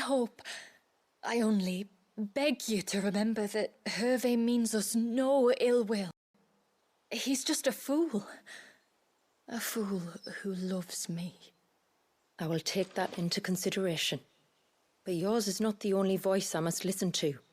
The whole family must be consulted, and it may take time for me to arrive at my decision. I hope you understand. Of course, tributary. However long it takes. Come what may, I thank you, my lord, for bringing us back together.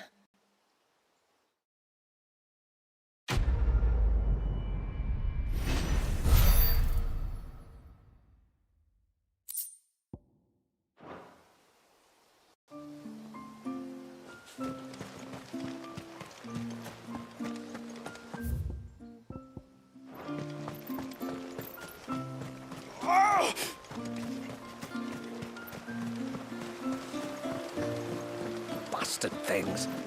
All the fish.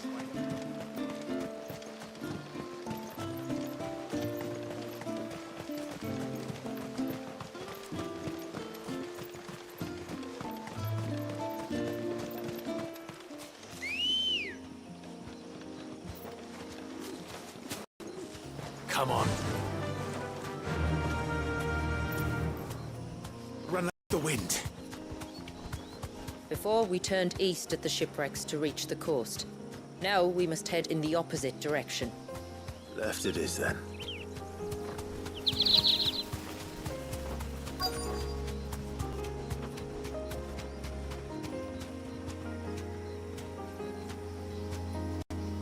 Be safe.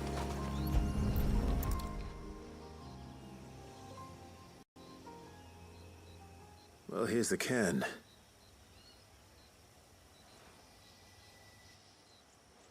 But no sign of Nassef. To the riverbank, then.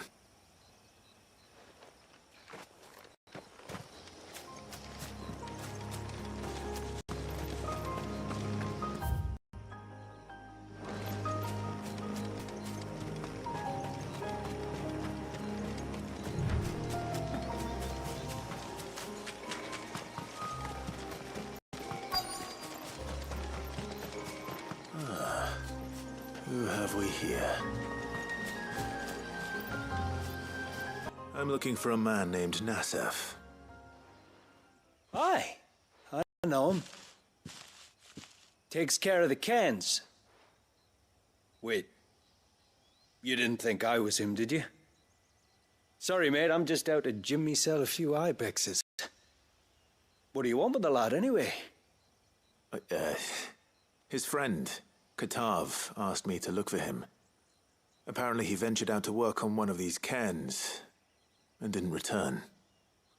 Well, that is a worry. You're a hunter, yes? You must know the woods as well as anyone. Can you think where he might have gone? There's a bridge further down the path. Blasted thing got washed away a few moons back. Our carpenter only recently had time to rebuild it. But if I remember rightly, there is another cairn on the far side. Maybe he decided to visit that one while he was here. Maybe. It's worth a look, certainly. Thank you. Don't mention it. I'll keep an eye out too. Perhaps he just got delayed or something. Let's hope so.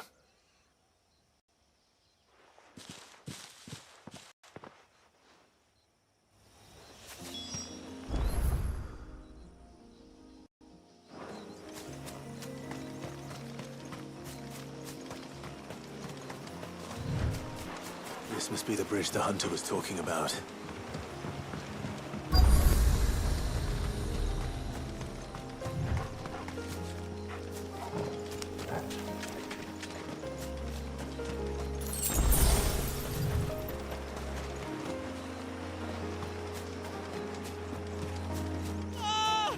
Stay away, damn you! Hold on!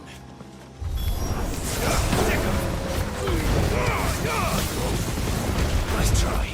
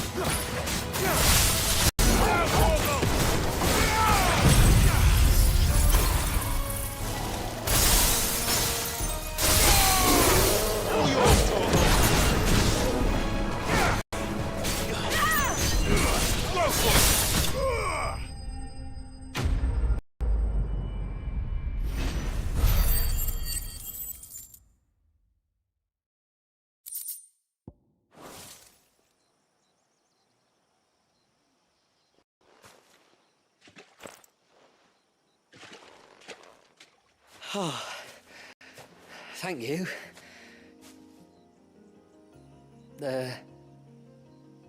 I'm the tributary's guest. And you must be Nassef. I am? But how do you know that? Your friend Katav asked me to look for you when you didn't return. Ah, I'm sorry. I was so focused on attuning the cairn I didn't see those creatures come until it was too late. How exactly do they work? Oh, there are crystals inside. They're what keeps the glamour going. Should the ether cease to flow through too many of them, our shroud would quickly unravel. It's my job to make sure that doesn't happen. And an important job it is. But you'll struggle to do it if you're dead. You need to take more care. Yeah, no arguments there. Me and Katav usually work together, watching each other's backs like. But when we heard outsiders were coming, we split up to get the job done faster so things would be perfect for your arrival. Stupid, I know. So you found him then? Not before the local fauna did. My arrival seemed to put them off their dinner. Mustn't have been hungry after all. Expect you'll be wanting someone to escort you back to the village then, Nassef. Woods are full of nasties today. When you're next in Haven, be sure to come and see us. You saved my life. It's only right I repay you. If you insist. Take care now.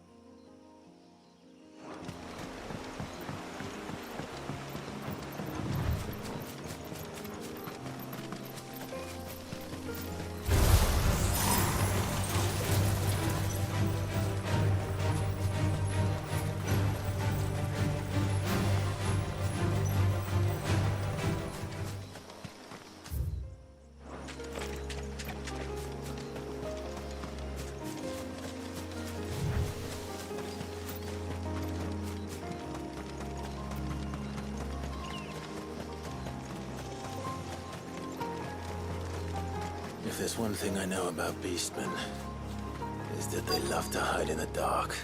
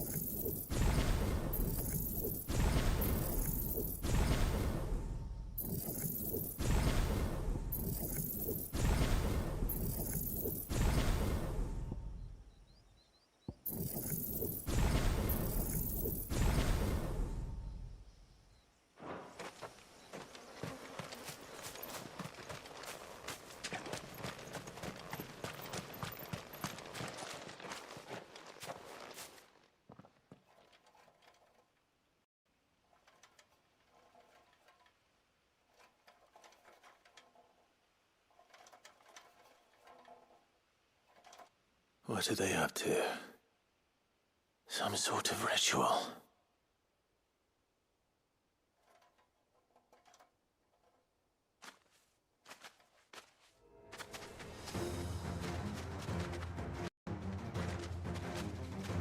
Sorry to disturb you. Over here! Now, Torgal! This one! Go,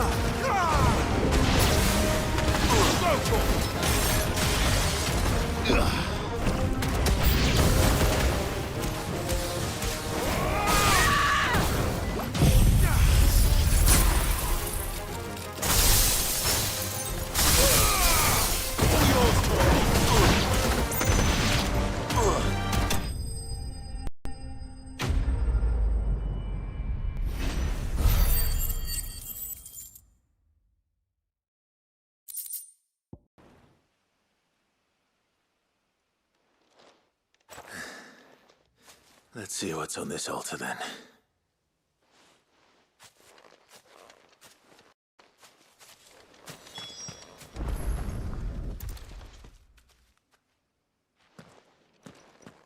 A silver chain. I doubt the Tombries made it. This must be what Fanet was talking about.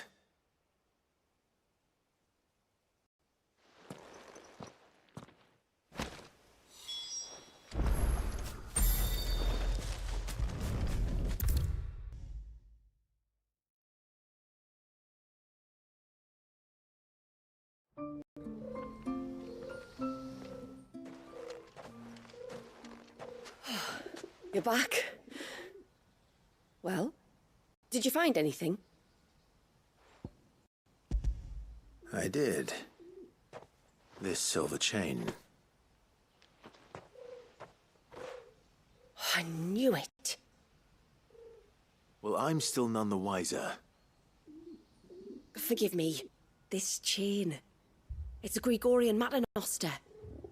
Worn by men of the faith. What's it doing here? And why would the Tombries be praying to it? To understand that, you need to understand what the Tombries are. They feed on hatred and suffering. And some say that if you render them an offering, some token of grievance against your fellow man, they will put a curse upon him. So you think someone's put a Tombry curse on Talor? I can't say for sure. Truth be told, I always assumed it was an old wives' tale. But given his fear of the forest and the presence of the chain on the altar, I don't know what else to think. Did Talor have any enemies in the village? Anyone who would nurse such a grudge? No, I believe the one who left the chain at the altar was Talor himself. I beg your pardon? But there's more to the tale, you see. It's said that if you attempt to curse a soul that has returned to the sea already, your ire has nowhere to go but back to its source. You're saying he cursed himself? In trying to curse another, aye. When my father was younger, he was one of the few permitted to venture beyond the wall on trading expeditions. He told us that when he journeyed to Sanbreque, he'd wear that chain to disguise his true beliefs, lest Grieger's faithful turn their cudgels on him. Did they ever catch him in his deception? Might that explain the ill will he bears someone? Not that he ever told me. Come now. Let's not waste time speculating about Talor's past. We need to focus on the present, and that means finding a way to break the curse. All right. If there's anything I can do to help, let me know. Thank you, Charles. Aye, and thanks for going to all this trouble. Here, it's not much, but I want you to have this. We call it an adder stone. It's a gatherer's charm. Reacts to certain rare minerals we use in crafting. Makes them ring out like a bell, stuff you'd have no chance of spotting otherwise. If you find anything, see that you bring it back to me. I can make you some decent gear with it. If you're interested, like. I am, thank you. And I'll be sure to pay you a visit. Until then, I wish your father a swift recovery.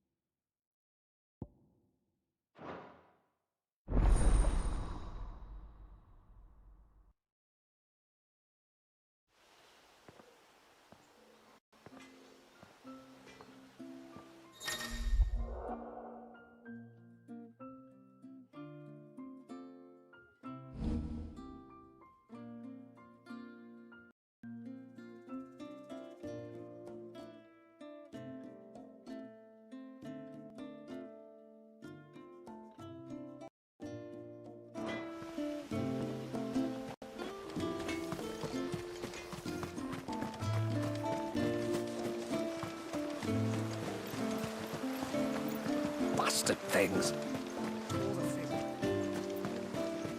I thought I'd lost you. But... Thank you. Nasev told me everything. If you hadn't got there when did. Oh, it doesn't bear thinking about. All that matters is that you're safe. Far be it from me to tell you how to do your jobs, but don't go alone again. Or if we have to, maybe we should think about casting the glamour on ourselves to keep the wildlife from spotting us.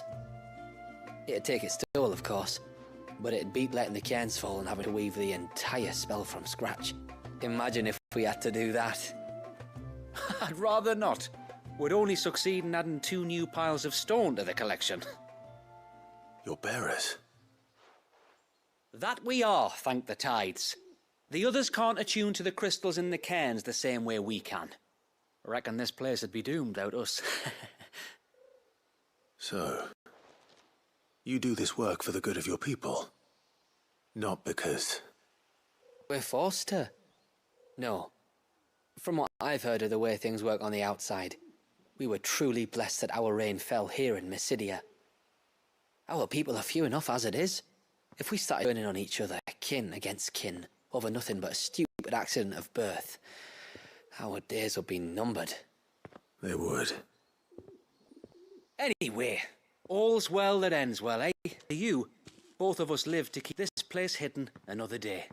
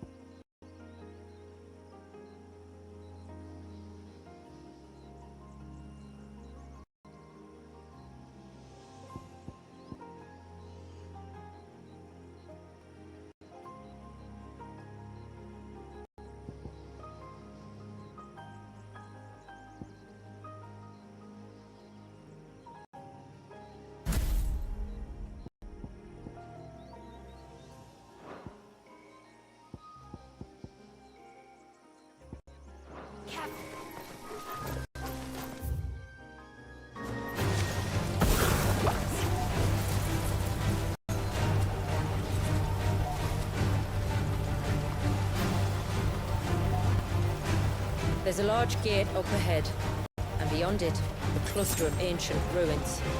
The temple, or the Heir of Hours as my people call it, can only be reached by passing through them.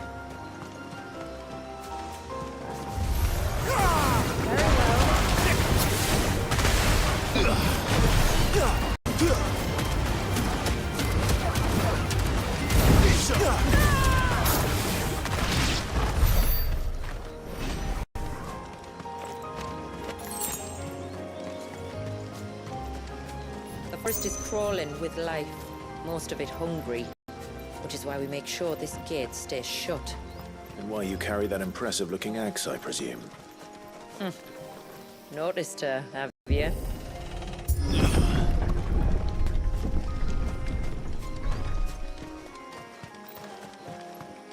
The temple is up there. Don't worry. Those cliffs aren't the only way to the top.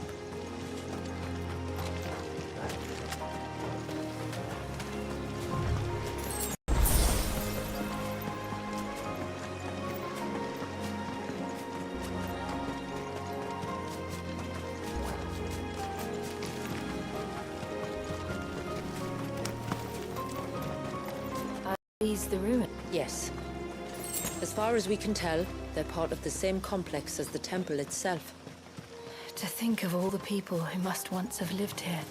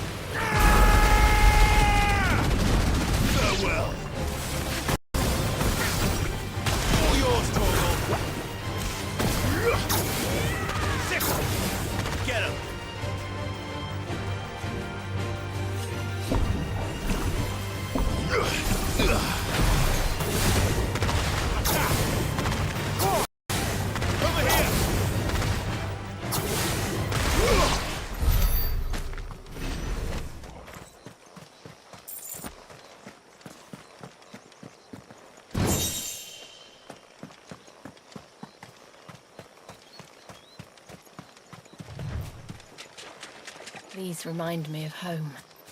You're from the north, then? Yes. And no. I see.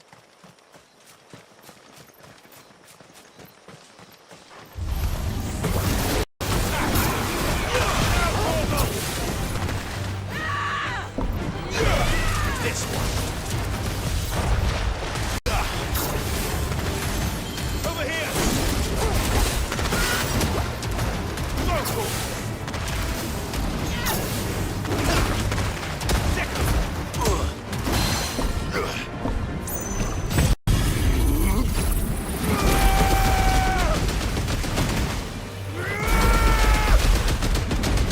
All yours, Torgal.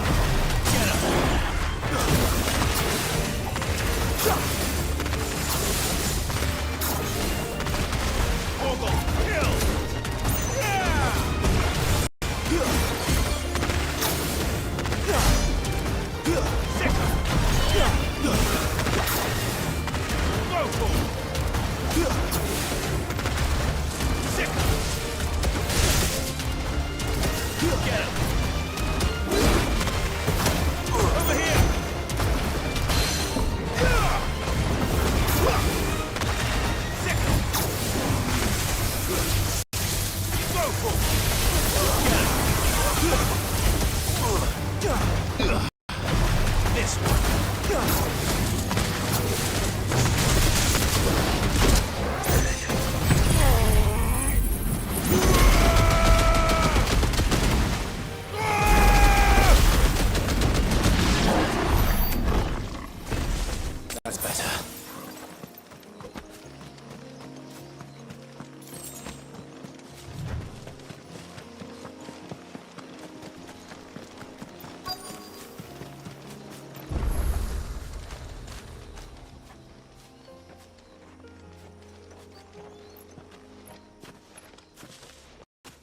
Do you see that cave up ahead? Whoever lived here carved a flight of stairs into the stone within. A way to the top. And whatever it is that awaits us there.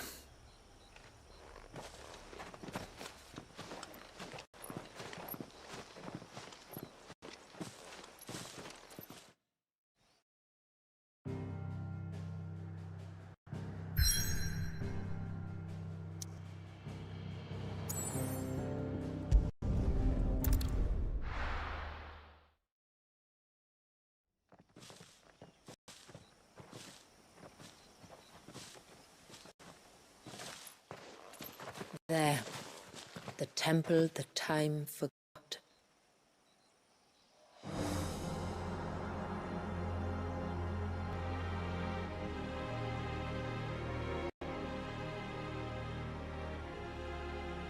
And the Ver is inside. Yes. You can see the spell's path from the nave.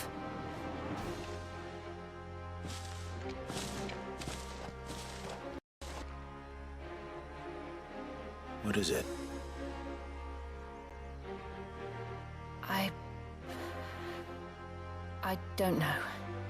It's probably nothing.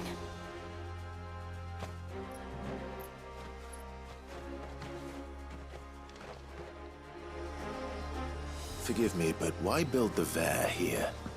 The spell was originally meant to be cast on Drake's Eye, and this was the only place with an unbroken line of sight.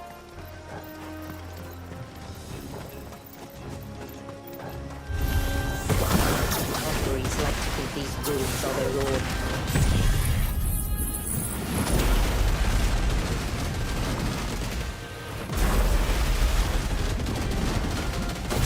They look none too pleased to see us.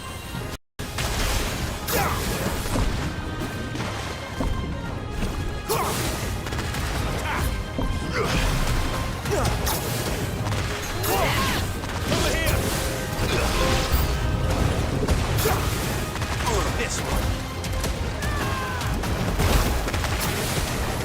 Get him.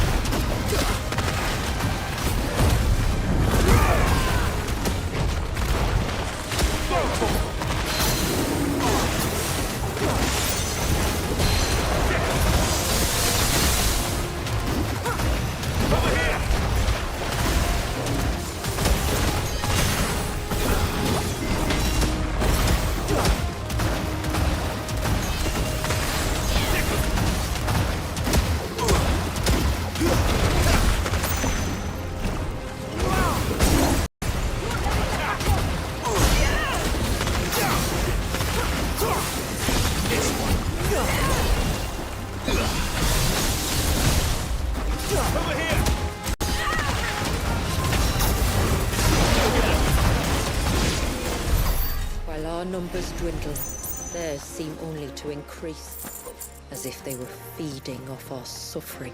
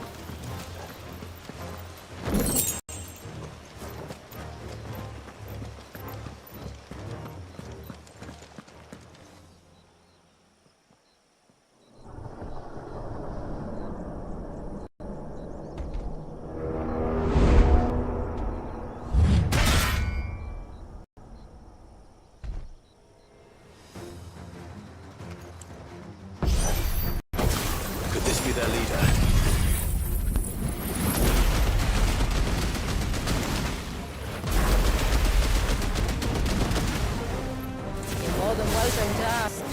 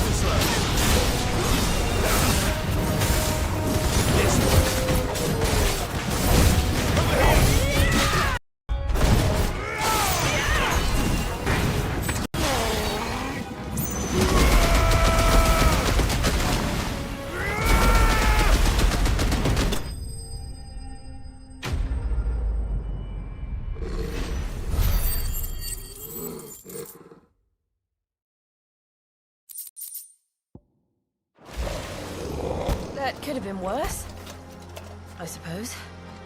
Aye, well, if the forest's taught me anything, it's that there's always something worse.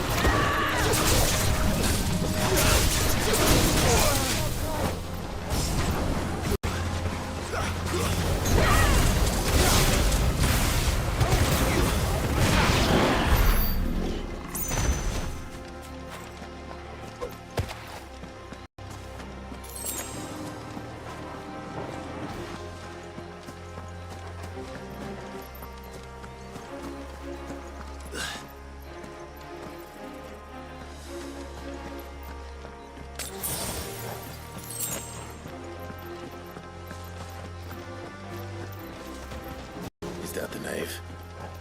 Just inside the dome, yes. But it's what's out here that worries me.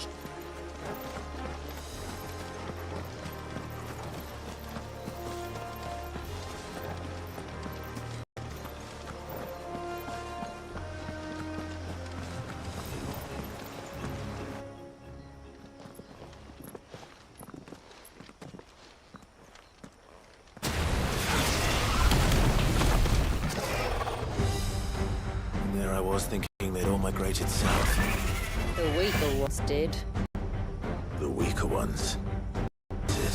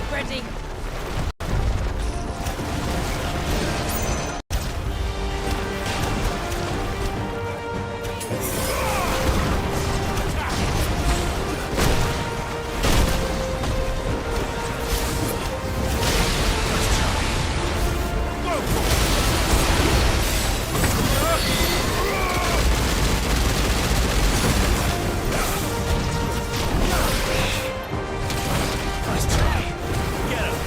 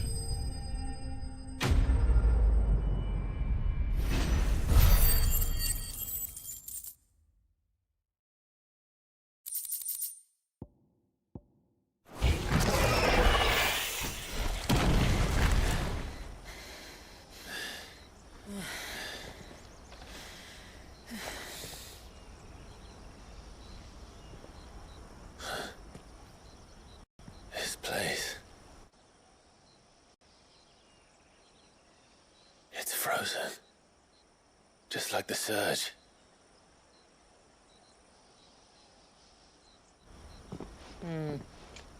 Another of my ancestors' sins. Shall we?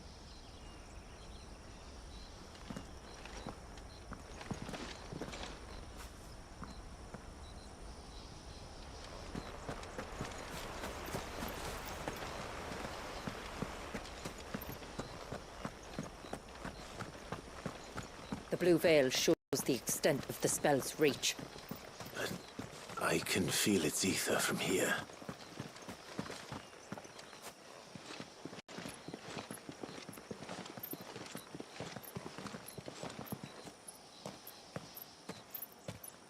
Shula, wait. Before we cross the threshold, I'd like to know a little more about how these magics work. I assume we'll be safe from their influence. We won't grind to a halt, if that's what you mean. The spell only affects the things that were present at the moment it was cast.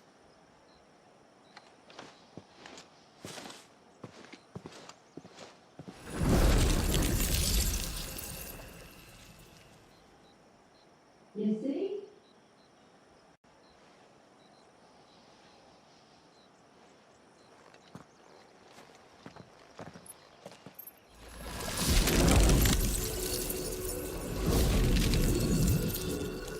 But if we can enter, that means other things can as well. Like the ones we saw on the way here. And worse, probably.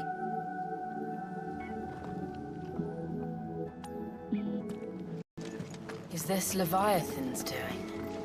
Well, it certainly wasn't ours. When he realized my ancestors were attempting to cast a spell from here, he made to destroy the temple. And almost did by the looks of it.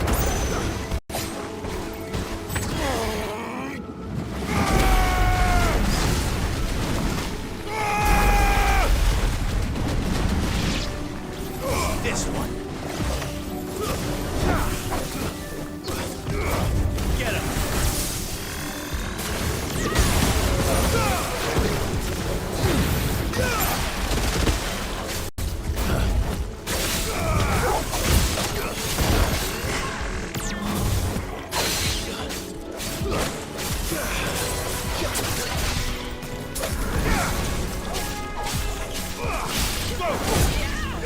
one.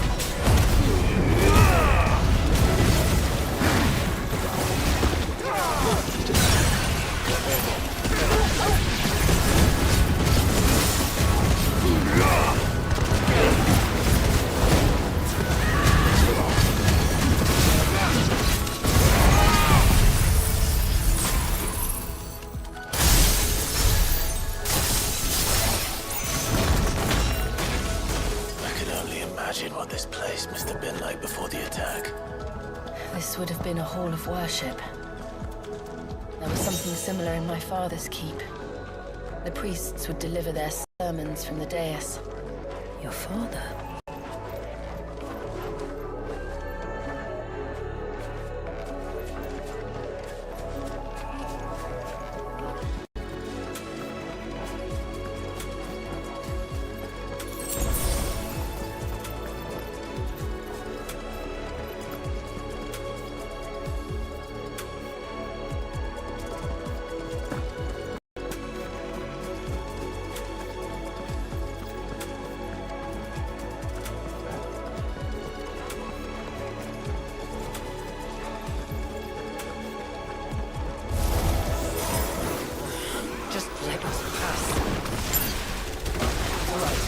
Through this.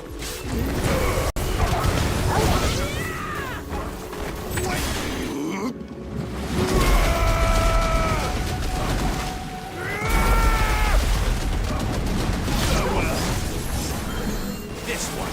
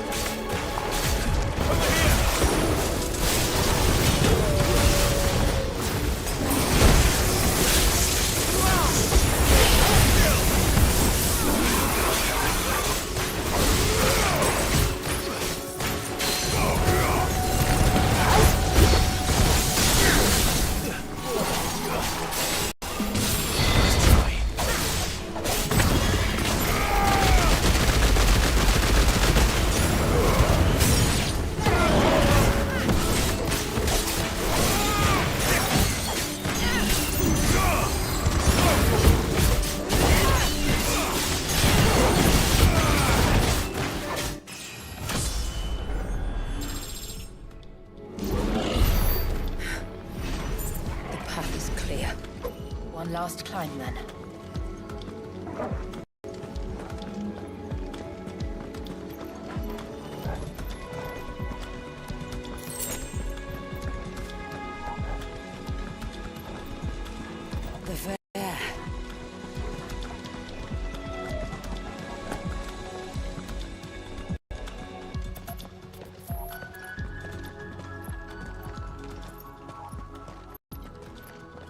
found that.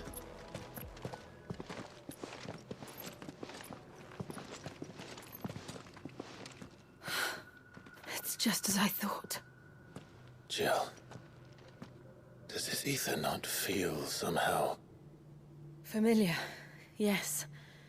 I sensed it the moment we arrived, though I wasn't sure until now. You can feel it too, can't you, Clive? She's calling us. You don't mean the witch? I do. Though she was more than that. Much more. She was a dominant. A dominant who once commanded the icon that now resides in both me and Clive. Of course. I don't know why I didn't see it. Who else would have the power to freeze time? None other than Shiva herself. But for her ether to endure after all these years, it's almost as if...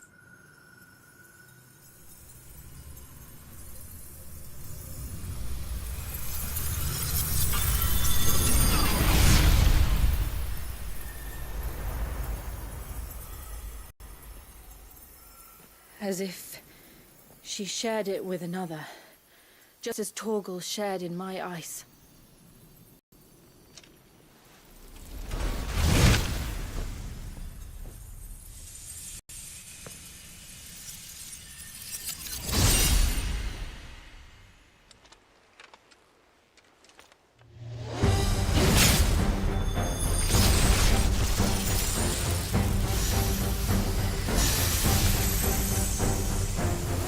Shiva's companion. Though something tells me he's not as friendly as us. Our ancestors never warned us about this.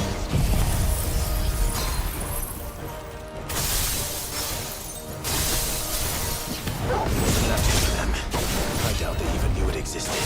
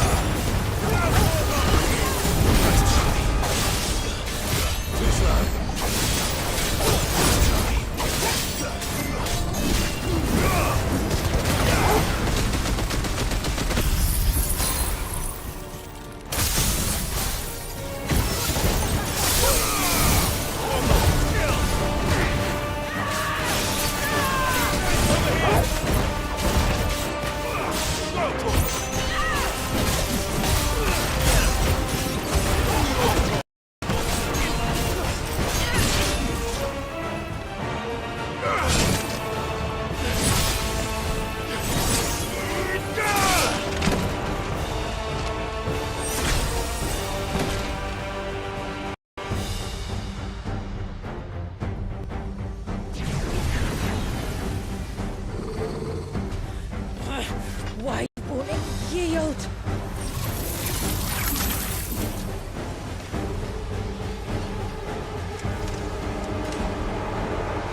Because it would sooner die than fail its mistress.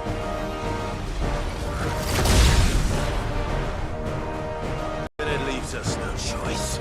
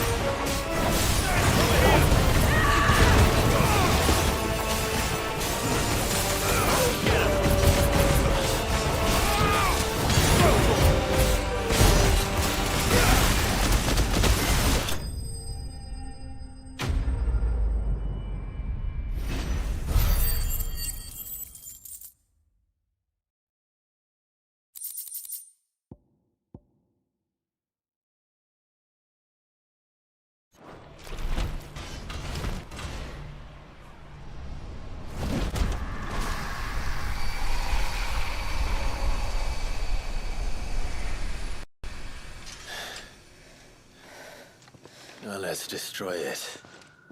And put an end to this. Wait. The spell must be weakened, not undone. Isn't that what we came here for? Did you ever stop to wonder what might happen to the tidal surge if I unraveled the whole spell at once? I didn't think so. This is going to require a bit more finesse. From wind and light, water and earth, let the silent pall of mine ice.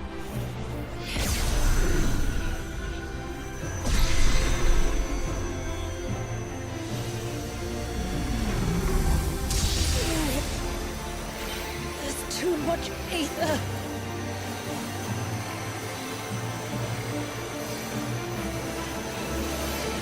Here.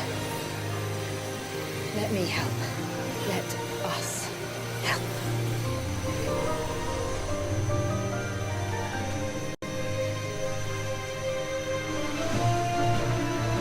Almost.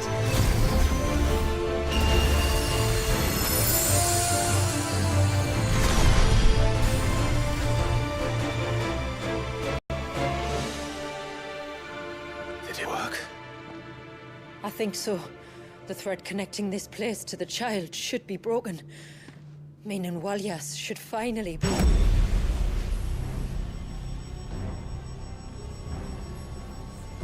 Free once more.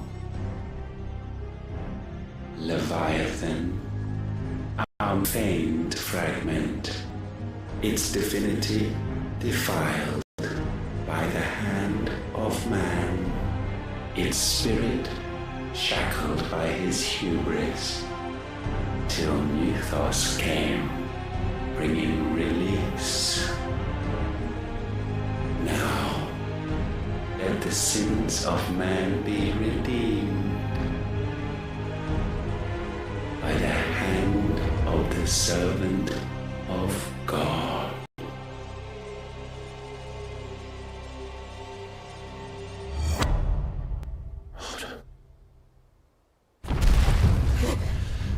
Damn it.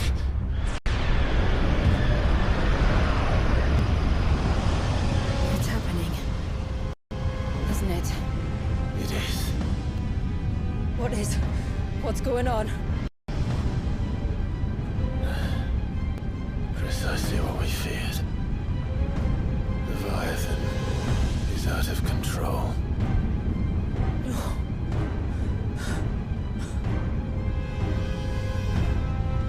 Don't despair. This isn't over yet. You should head back to the village and get everyone to higher ground. As for the rest,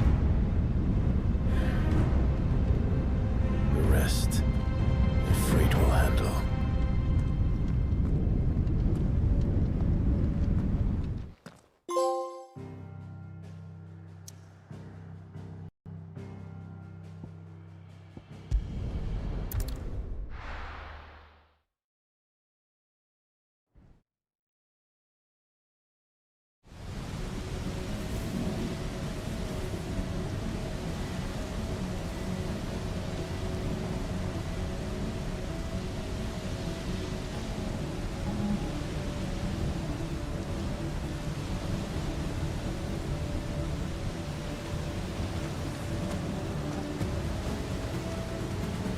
After 80 years of imprisonment, I'd be angry too. But I can't let it end like this, Walyas. It's time for you to come home.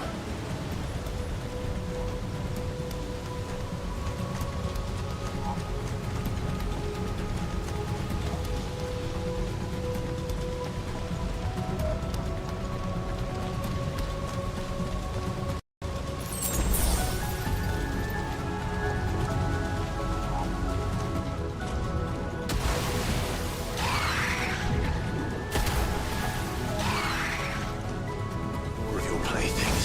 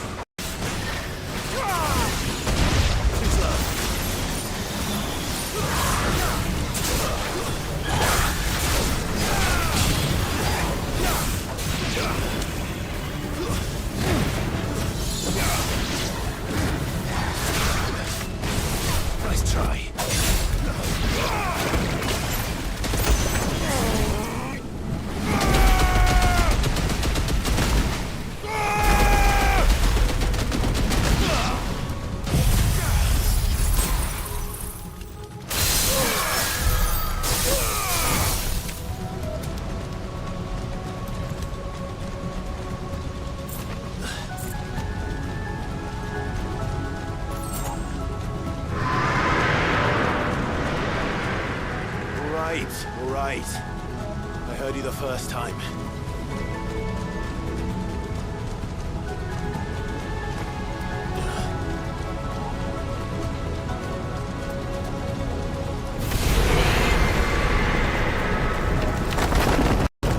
I'm not here to hurt you, Wallius!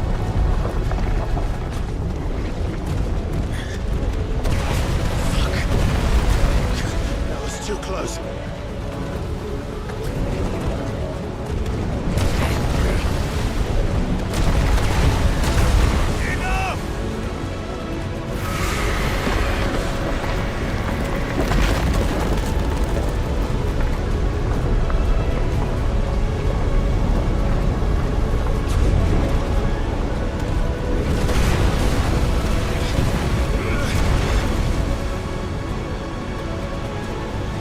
Come on then. No more hiding.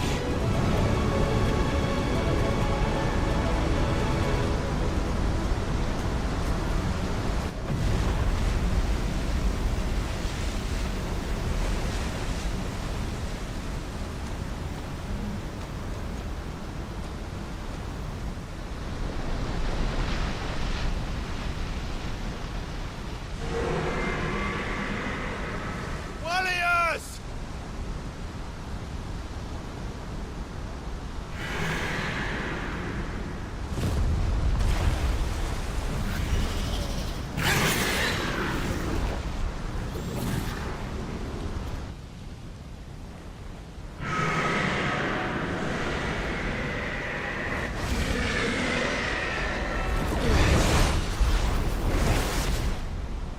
This isn't what I wanted!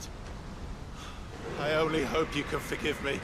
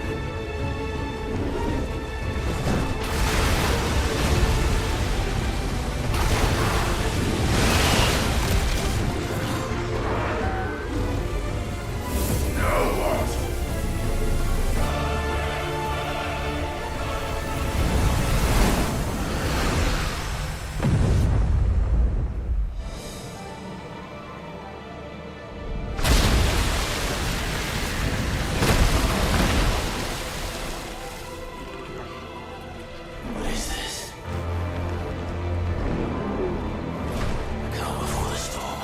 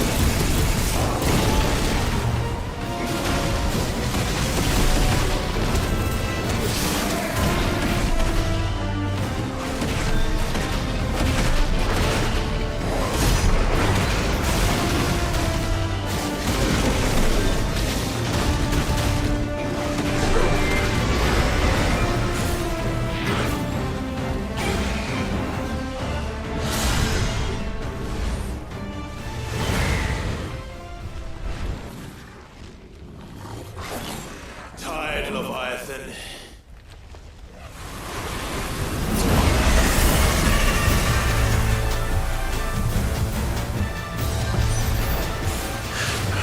Stop this!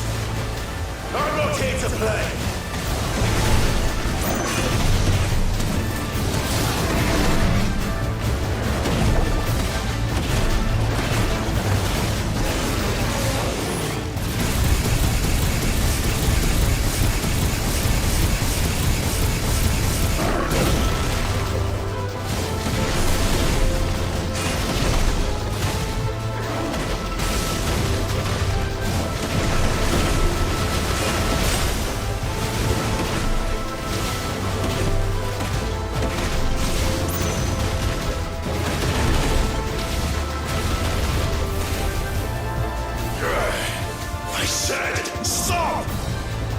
This has gone on long enough!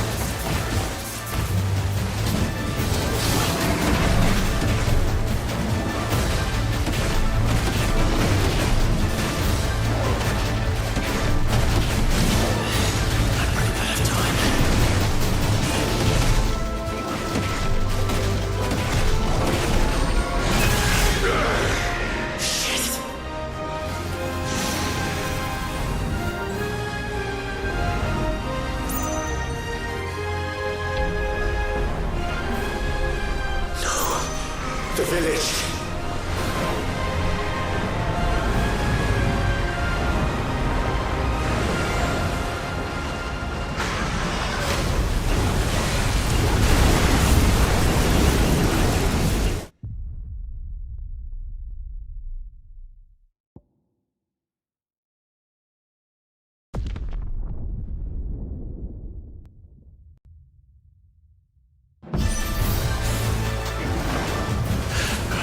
Stop this! I'm not here to play!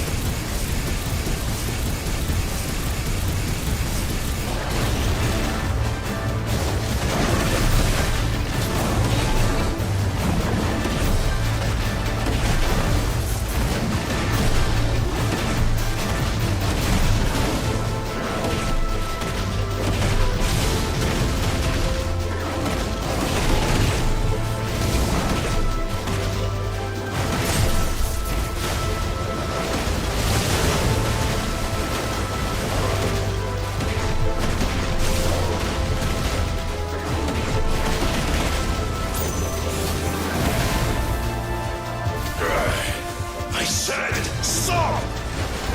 This has gone on long enough!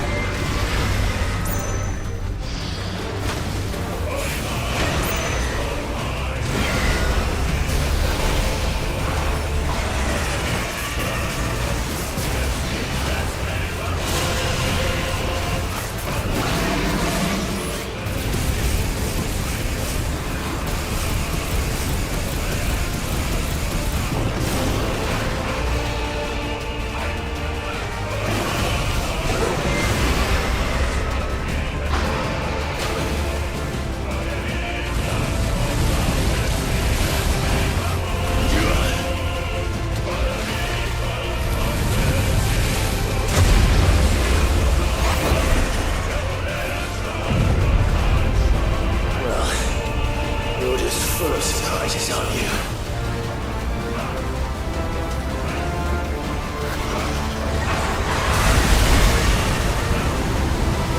Garuda will be proud.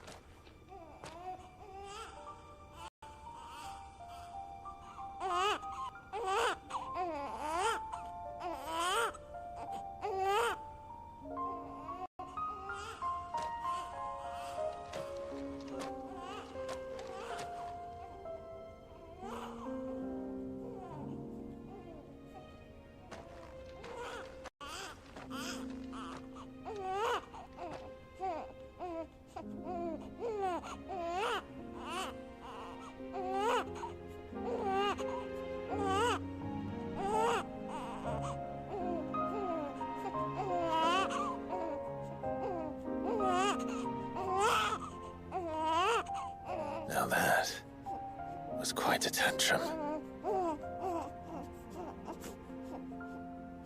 Clive! Where is he?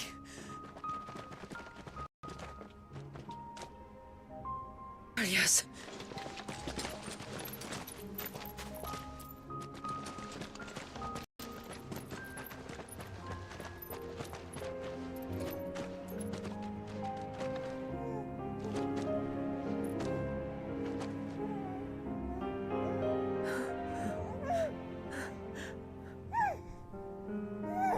He's adorable.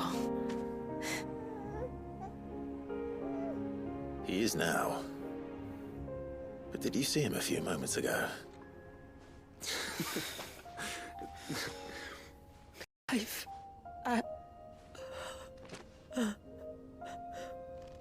I don't know how to thank you.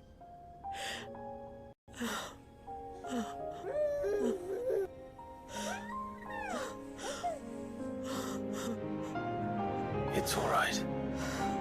We should find him a dry blanket now. Wouldn't want the little monster catching a cold.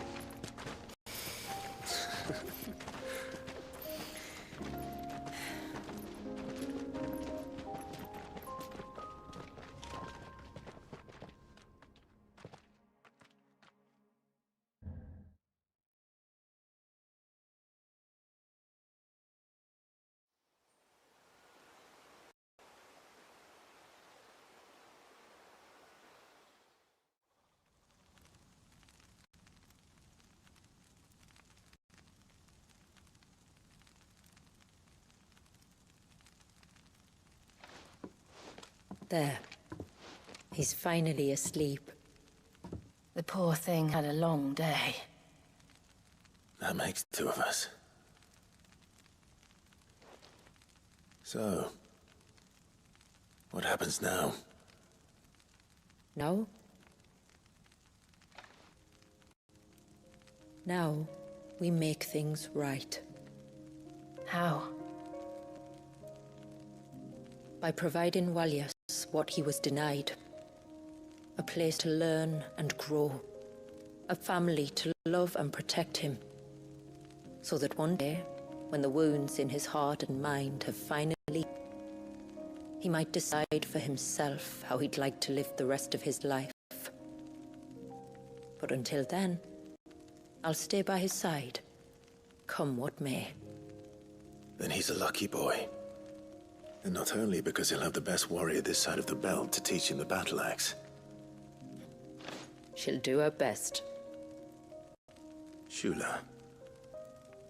The beast that threatened your home is tamed. The empire that threatened your people toppled. Might it not be time to cast off your ancestors' glamour and retake your place in the Twins? Perhaps. It's not as if we have the crystals to maintain the wall much longer. But are we truly safe? Is the world truly ready to accept us for who we are and what we believe? If I remember rightly, you and yours still choose to remain hidden, do you not? We do. Well, your people will always be welcome in Haven, regardless. As will yours in the hideaway. We're allies now. If there's anything you need from us, supplies, food, equipment, do not hesitate to ask. It's kind of you to offer. But we'll manage, just as we always have. Besides, I suspect you'll be needing everything at your disposal if you're going to save the world.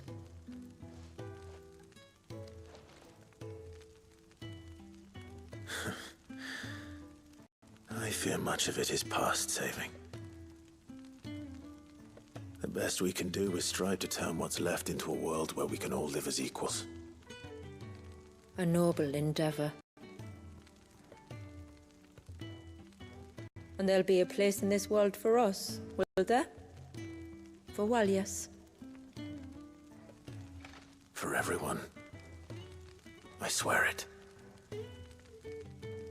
Then we shall be waiting. Until the tides bear you back to shore.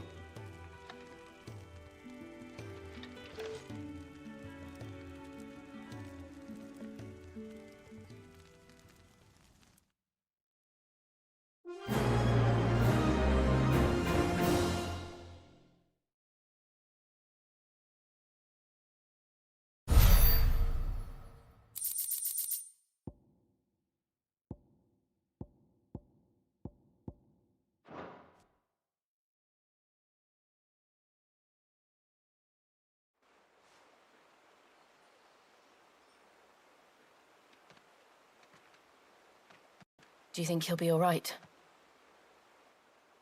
Well, yes. Only time will tell. But I can certainly think of worse places to spend one's childhood. The moats of water are a fine piece. We'll take good care of him. Up by the Vare, Ultima spoke to me. He called Leviathan his most profaned fragment, and told me to redeem the sins that had laid him low. Is that so? The sins of Wallius's ancestors were grave indeed. To force him to prime at so tender an age. And to freeze him in time, that he might never know what it was to live. Yet I doubt either of those crimes was the source of Ultima's displeasure. It was that the Icon's power had been put to another purpose than the one he intended. To him, Leviathan must have seemed an aberration. Could that be why Ultima made no attempt to lead me to him? Fear that this profaned fragment might corrupt his vessel somehow. Perhaps. Or perhaps he simply deemed Leviathan surplus to requirements. Having concluded that his vessel might be made to serve his purposes without the full sum of his power. His purposes? There's no escaping them. Even here. Hidden away in Mysidia, the blessing of the crystals proved nothing but a prison.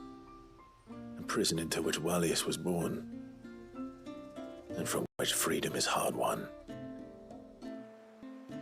If the world doesn't change, if we don't change it, he'll end up suffering the same fate as every dominant who came before him. Then we must change it. That we must. And we shall.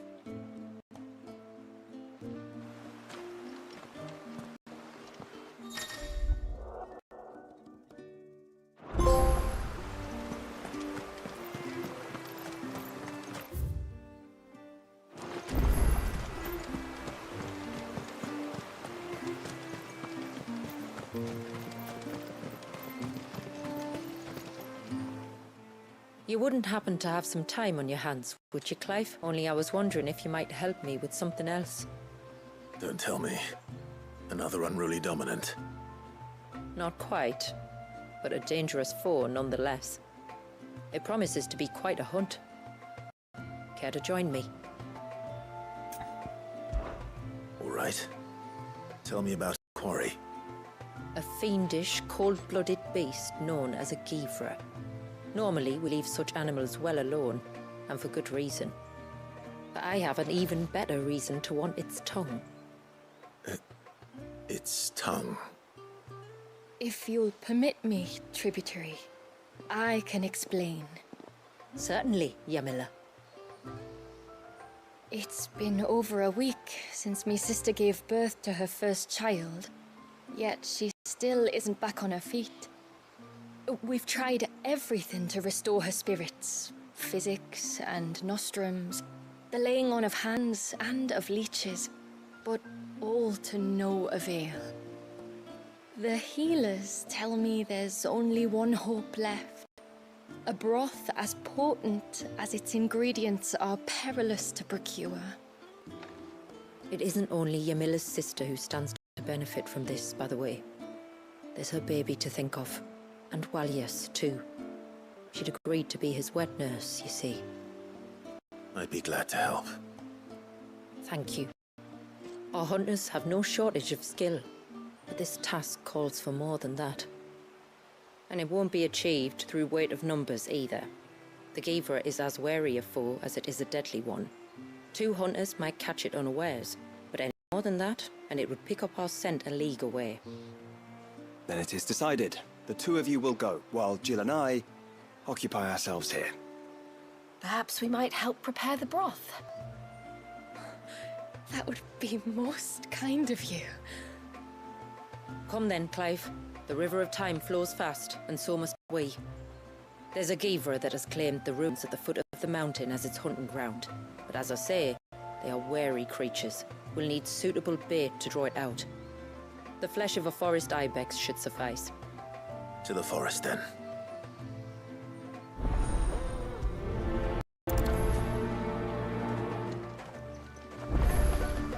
There's nothing that Gavra loves more than a fat haunch of ibex. There's... My lord, might I have a moment of your time? I would beg of you a service. Certainly. What is it? It's a long story. But before we get to that, would I be right in thinking Lady Shula told you about the witch from the north? Yes. She said that your ancestors found her here, and that it was she who taught them the spell to stop time. She was like Wallius, you know. A dominant. The Warden of Ice. My great-grandmother suspected as much. She cared for a woman when the end was near. And it was she whose duty became to attend her grave. A duty that was passed down to me. I see. And the service you would beg of me? Well, until recently, the path to the grave had long been blocked by a fallen tree. But when our woodsmen finally found time to move it, we quickly realized it might have been better had they not.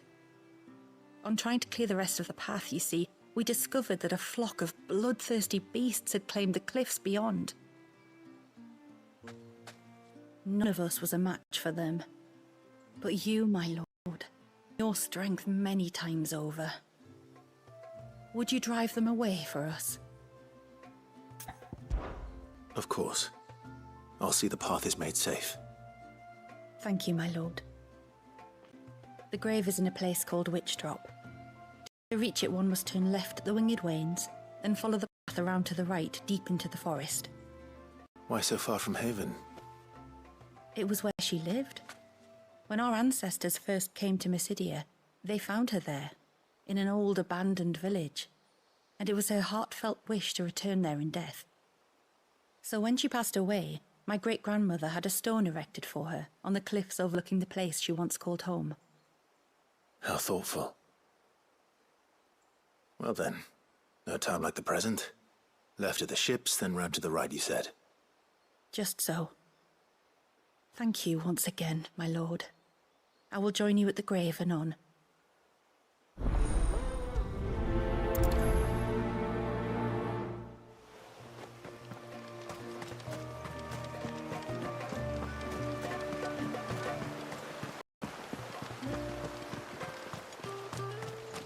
It is good to have him back. Yes?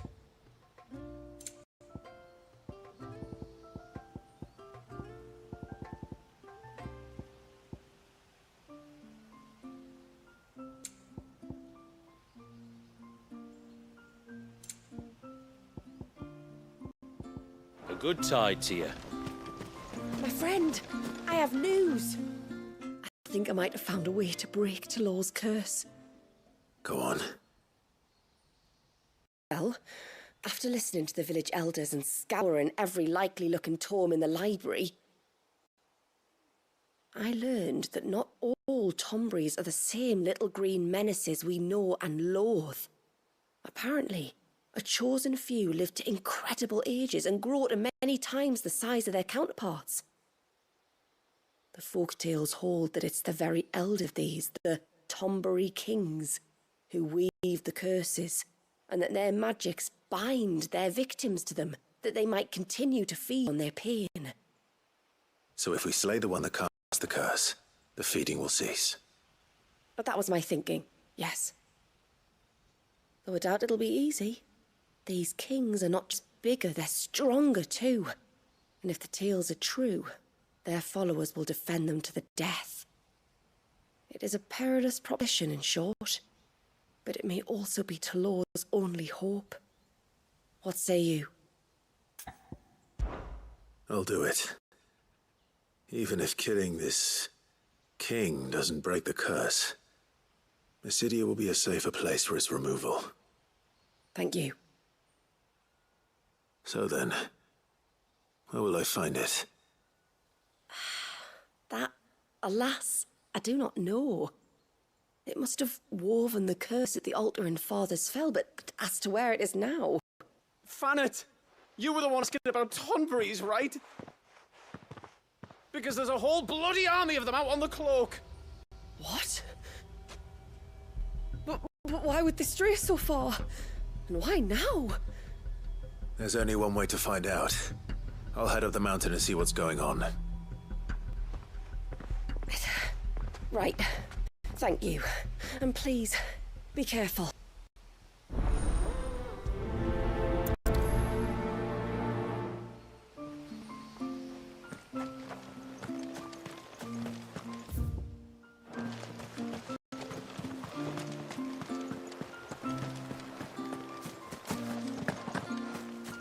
Praise be to the heavens.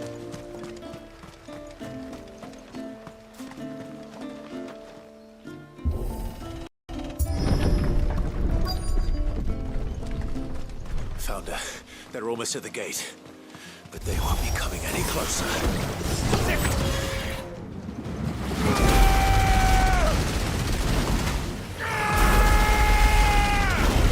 Add it to the list.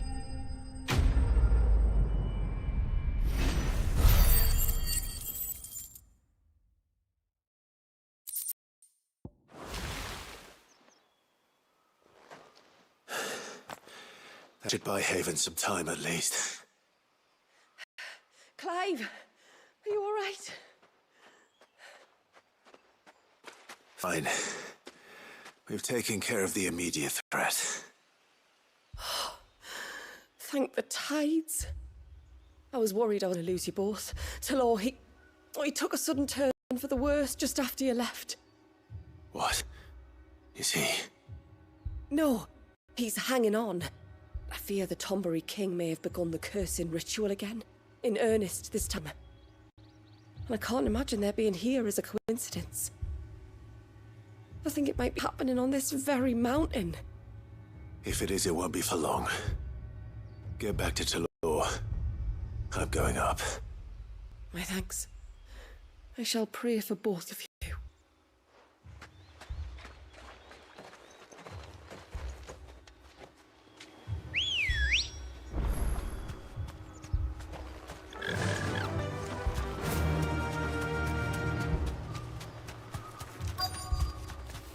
More of them. Come on then. I crave an audience with your king.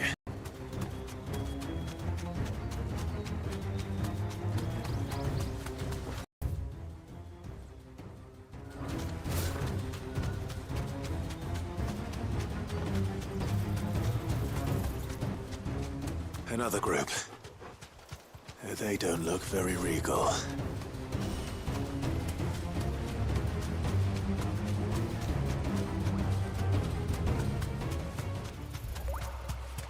Time to fight.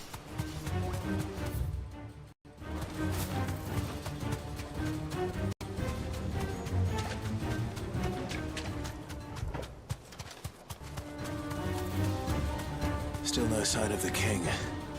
Could Fanad have been wrong?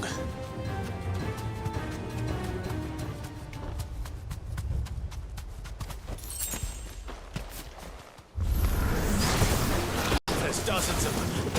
King must be close. We'll have to take care of his followers first. Attack!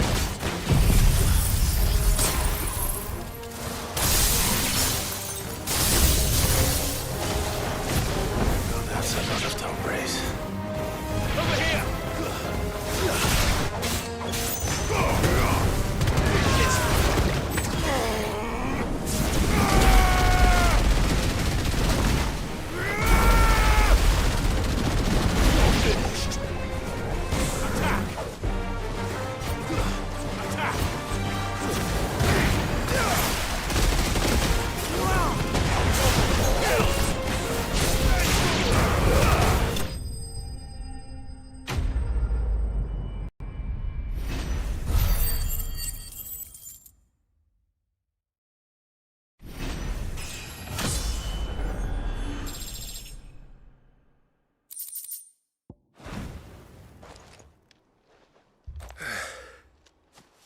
Looks like that's the last of them.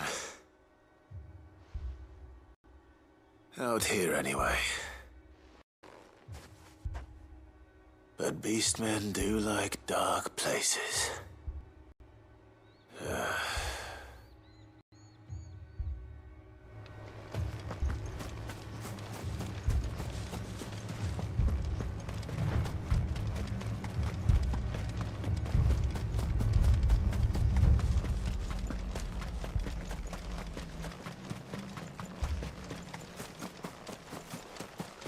Well, I'll be damned.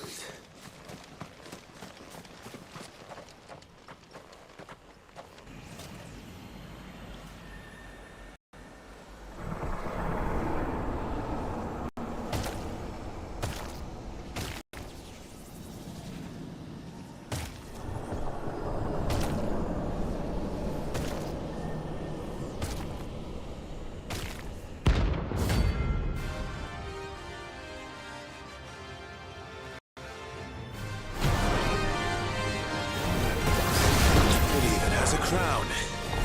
Sorry, Your Majesty, but your reign ends here. Yes, slow. Over here.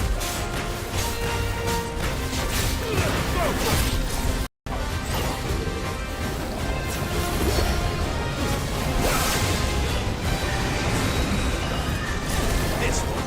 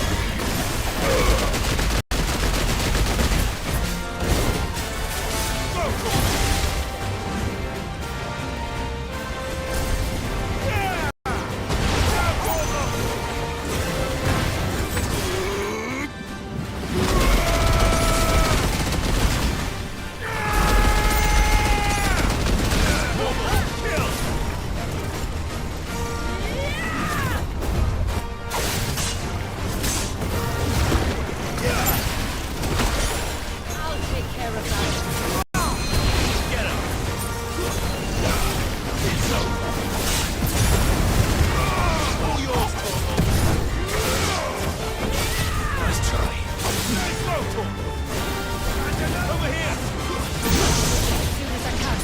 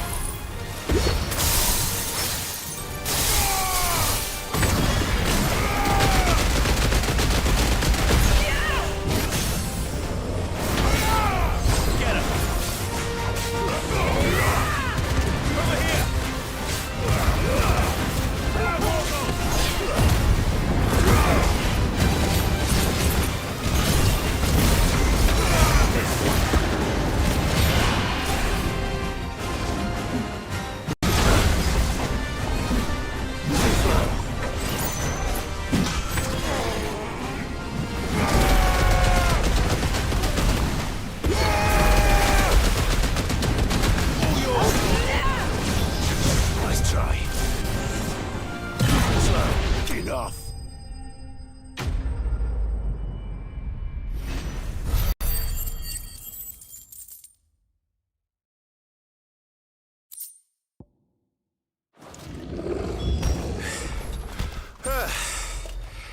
It's done. Which means the curse should be broken.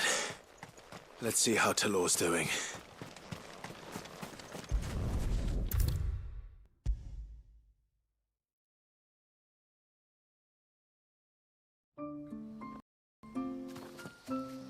Clive! Is it done then? It is. I was going to ask if there had been any change in Talor's condition, but judging by that smile on your face, I think I already know the answer. You do? Talor! He's back!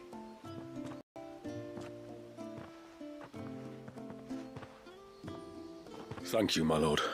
I can never repay you for everything you've done for me. I owe you my life. I'm just glad the curse is lifted. There is one thing I'd like to know, though. If you don't mind my asking. What made you seek the Tombury's help in the first place? Oh, that, well, you deserve to know. It was years ago now, back in my trading days. The Sons of Greek arrested me in Oriflamme, chained me up in a lightless cell with a great sword hung over my head, ready to fall if I didn't confess. Though they never said to what. I didn't, of course. So eventually they just let me go. And I never told a soul. Tried to forget it ever happened. But then you came along and the sight of your sword brought it all flooding back. I couldn't sleep, couldn't eat, couldn't hardly breathe. And I thought that if I gave my old chain to the Tomburys, maybe they could take all that pain away. All that anger. Worse. Oriflamme has fallen. And the men who tortured you likely fell with it. If only I'd known, I might have spared everyone a lot of trouble.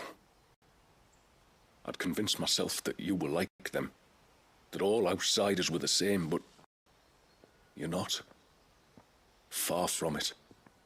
Thank you, son. Thank you.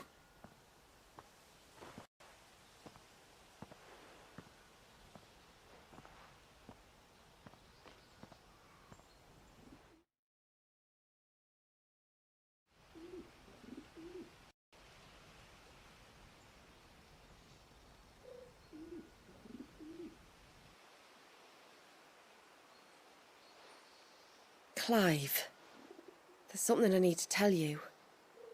After we parted ways on the path to the cloak, I went straight back to Talor and explained to him what you were doing on his behalf. And just like that, his pain began to fade. What do you mean? Just like that? The Tombury King would have still been alive. I had to contend with dozens of his minions before I found him. Then perhaps one of them warned him of your coming and he broke off his ritual.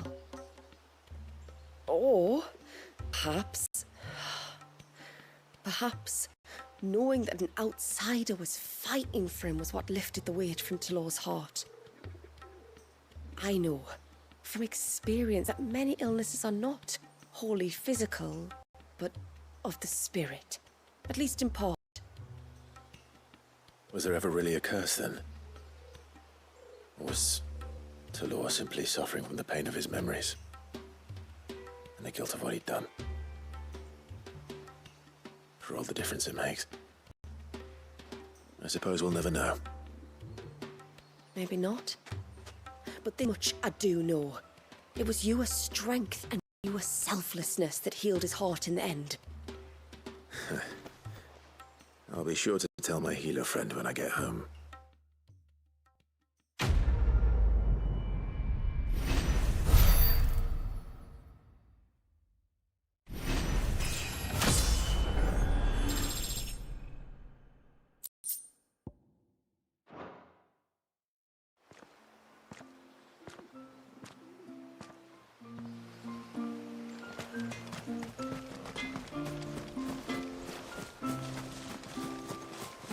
Hey, mister, over here. Please, mister, you've got to help us. The village is in danger, and if someone doesn't do something... you should have seen it. Stop.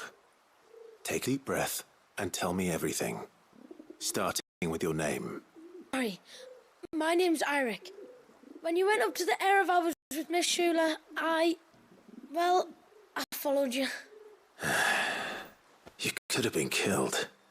Lady Shula told us you lot were great warriors, so I thought I'd be alright if I stayed close like.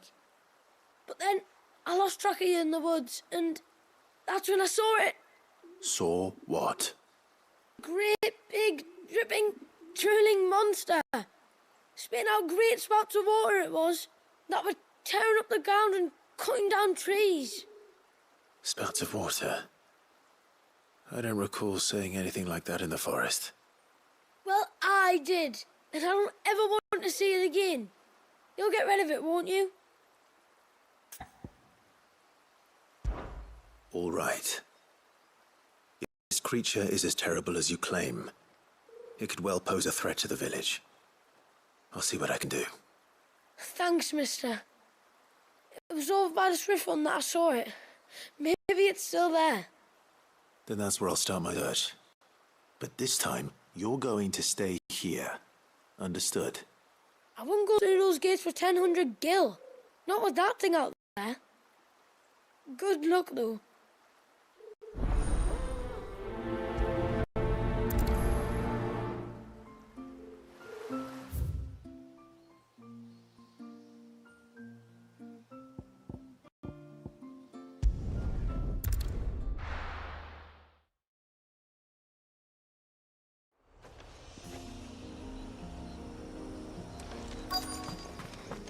Is that the hunter?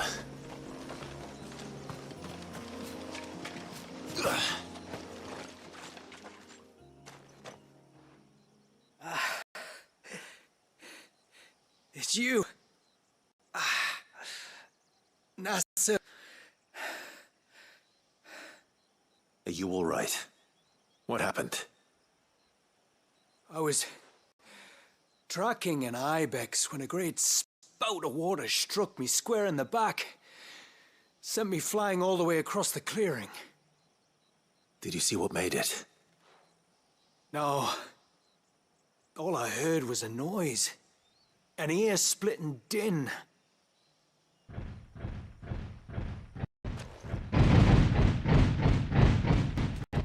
Might this be the culprit?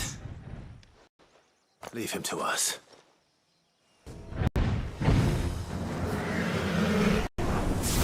You've caused enough trouble. This one.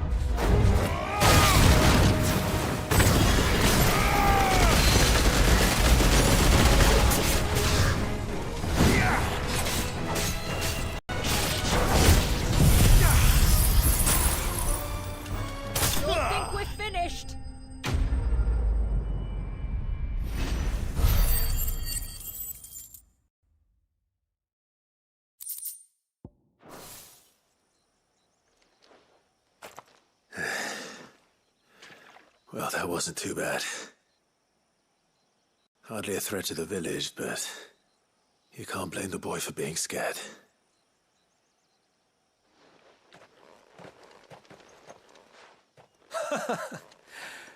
You made that look a lot easier than it was.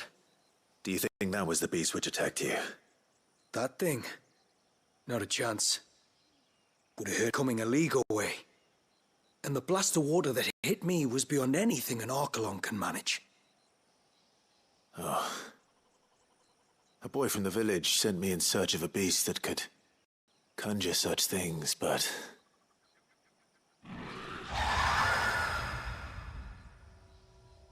That's it.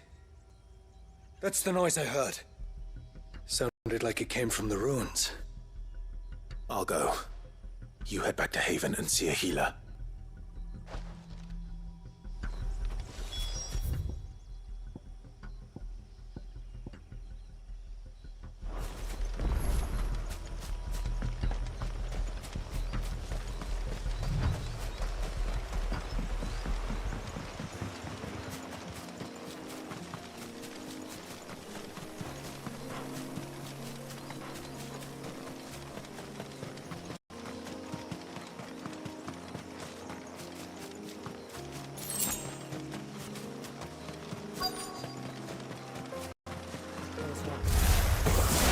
He's doing nicely.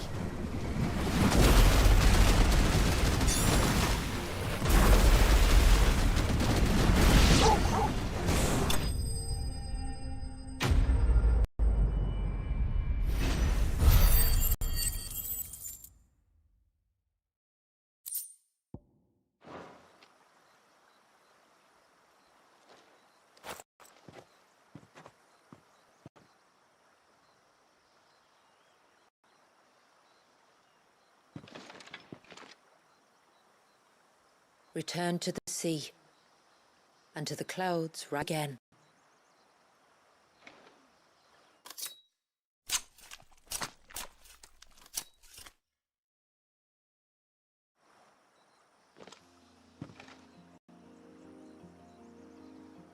We have our bait then. What next? Next, we pay a visit to the Dark Gate to pick some local weed. It'll help disguise our scent.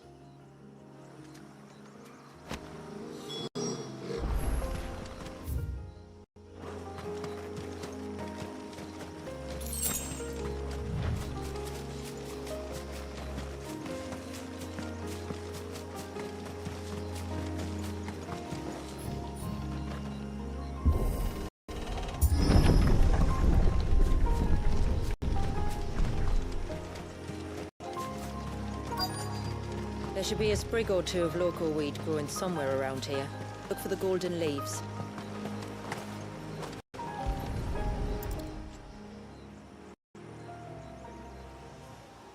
Is this it? Aye, that's the stuff. Crush the leaves between your fingertips and rub them on your clothes. If you insist.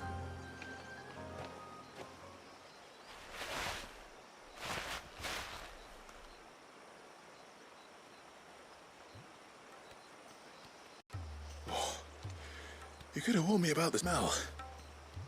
Like corruption, isn't it? We'll have an honor guard of flies before long. But it'll stop the Givra from noticing us. Its nose will tell it we're nothing but a feast for worms. Oh, I feel so much better. We can wash it off afterwards. If there's one good thing about the Givra choosing the ruins for its hunting ground, it's that there's plenty of fresh water nearby.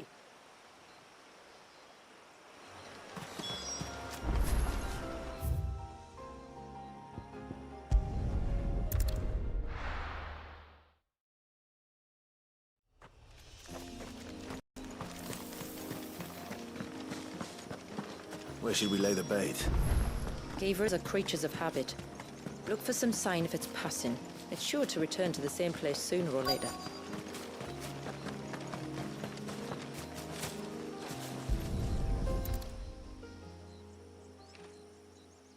A fresh kill. But not a Givra. The wounds are too clean. Too small.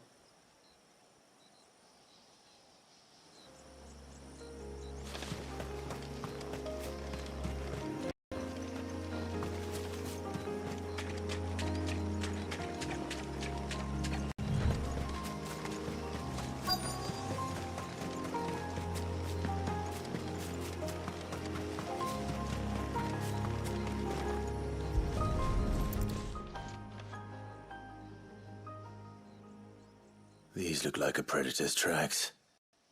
You can clearly make out the claws. And not just any claws. These belong to a Givra. There's no mistaking them. We'll lay the bait here. Let's hope our friend is hungry.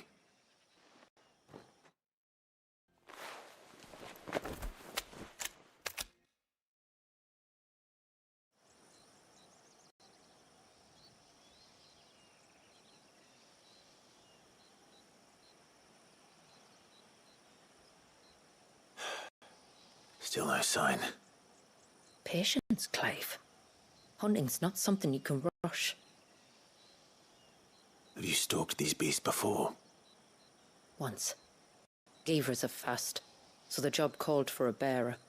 But even with my knack, it was a close run thing. Not many leaders would take such risks for their people. It's the man who battled an icon to save a boy he barely knew. It is the way of the Moss of Water to use what gifts we've been given for the good of all. And I gather it's your way too. It was Sid, the man whose name I bear. He fought for his people and their future with every fiber of his being.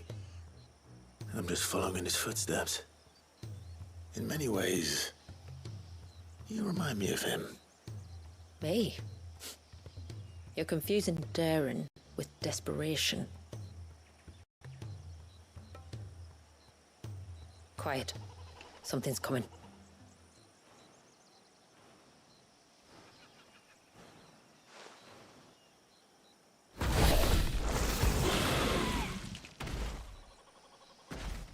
Our guest has finally arrived. Shall we greet him? It'd be rude not to.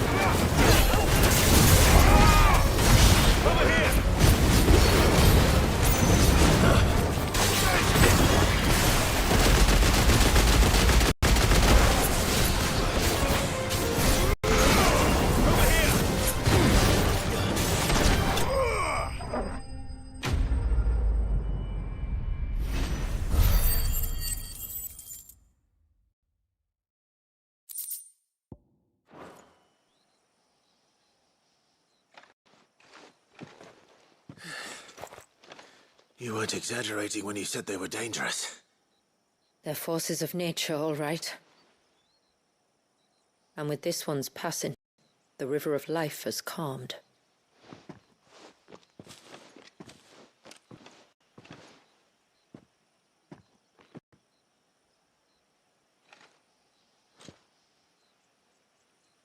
O roaring torrent, son of storms, may your spirit run free in the open ocean.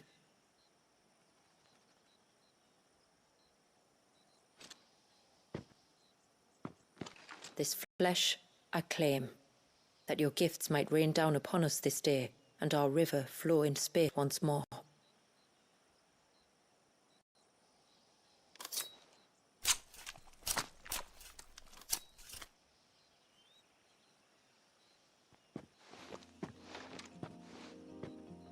Well then, let's return to the village. We must get this tongue to Yamila before it spoils.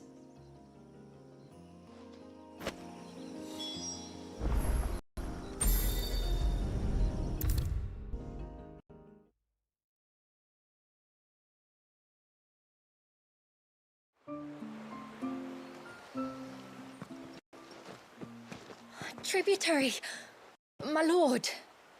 Did all proceed as planned? It did. Here. One Geaver tongue, as promised.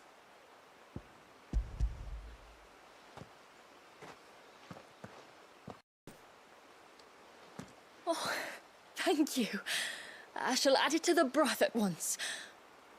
By your leave, tributary. If there is anything else that we can do to help, you need only ask. No, no. You've already done more for my family than I can ever repay.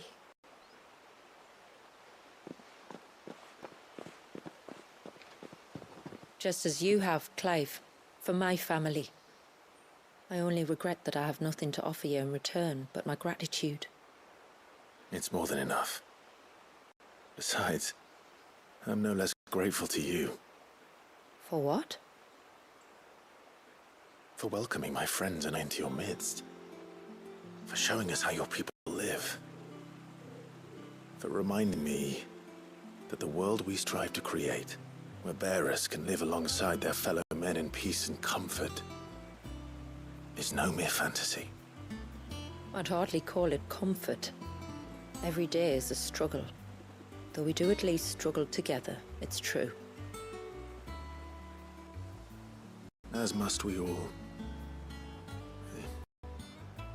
I only ask that you remember the cost of using your gifts as a bearer. I know that you feel it's your duty to do whatever you can to help your people. But you have a child to think about now. And Wallis has lost enough. I shall bear that in mind. That's all I ask. Oh, and if there is anything else that we can do to help, well, you know. Thank you. Truly.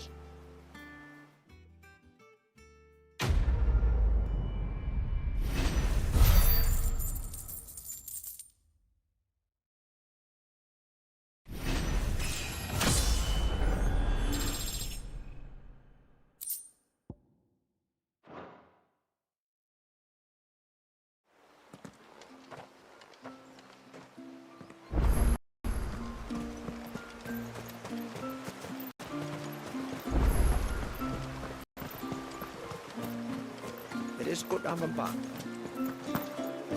Won't summon another. No, it has to be him. What has to be who? If you, don't mind my asking. It's not your asking, I mind.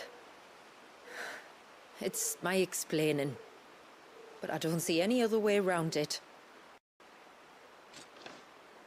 You see, when a baby is born here, we hold a ceremony to welcome them. The rite of immersion, we call it. But I don't know whether Wallius was ever afforded that courtesy. What is abundantly clear, though, is that my ancestors never welcomed him as one of us. And I want to change that. The problem is, The ceremony requires 3 ministrators, the baby's parents and a witness. As tributary, the role of witness would normally fall to me, but being Walyas's closest living relative, I must play the role of mother. So you want me to serve as witness in your stead? That's right. A witness must be a trusty guardian, ready to steer the child through the stormy waters of life and on to tranquility, which is why I thought of you.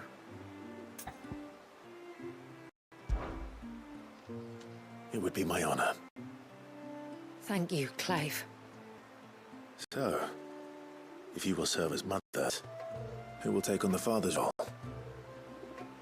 I have a younger brother. He should be making ready for the rite as we speak, though whether he is or not.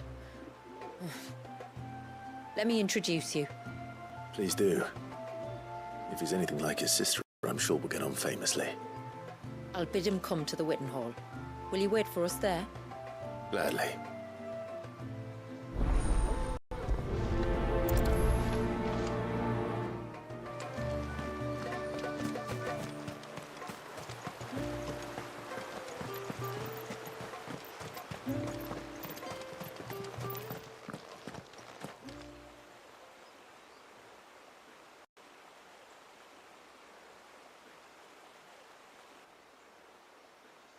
Clive, my brother. If it isn't my old mate Sid! You?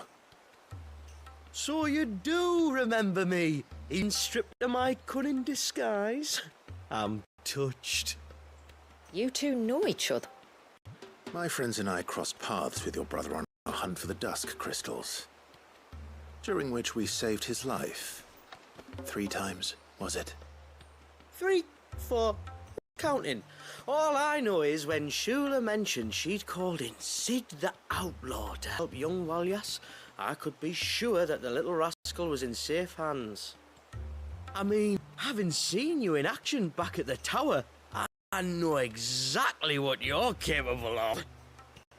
So the mercenary you met in the Sage Spire, that was Clive. And he saved your life. That's a rather different story for me. And a far likelier one at that. It would appear my family owe you twice over, whether they admit it or not. Honestly, Fammy, would it kill you to tell the truth once in a while? What? I said sorry, didn't I? How about we save the, recriminations until after the ceremony, eh? Speaking of which, what does this ceremony involve exactly? It's simple, really. We each say a short prayer and anoint the child's head with holy water. Nothing too onerous, then? Not about the rite itself, no. But it does call for some preparation. One of the witness's responsibilities is to collect the holy water, you see.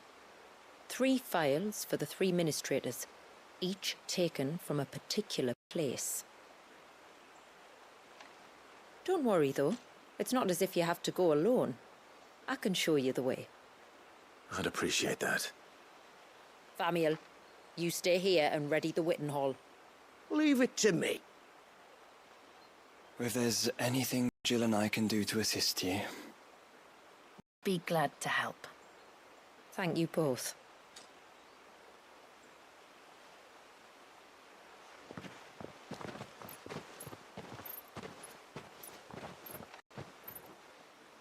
All right then, let's get started, shall we? There are 3 types of holy water that we must collect. The water of the mountain, of the river, and of the sea. We take the water of the mountain from the spring atop Maiden's March. The water of the river from the course that flows through the ruins of Riversmeet. And the water of the sea from the shallows of Tailwind Bay. Here are the phials we'll be using in the ceremony.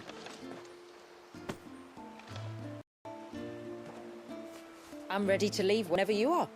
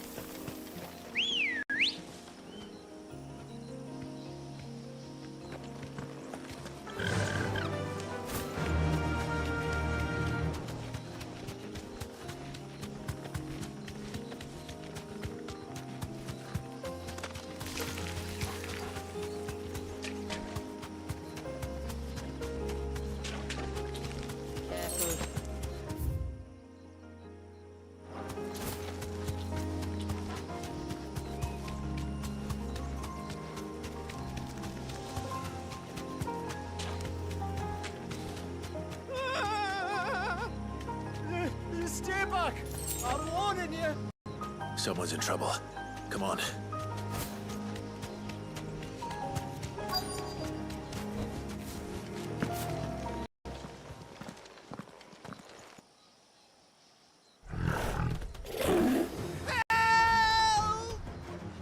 Help? What help?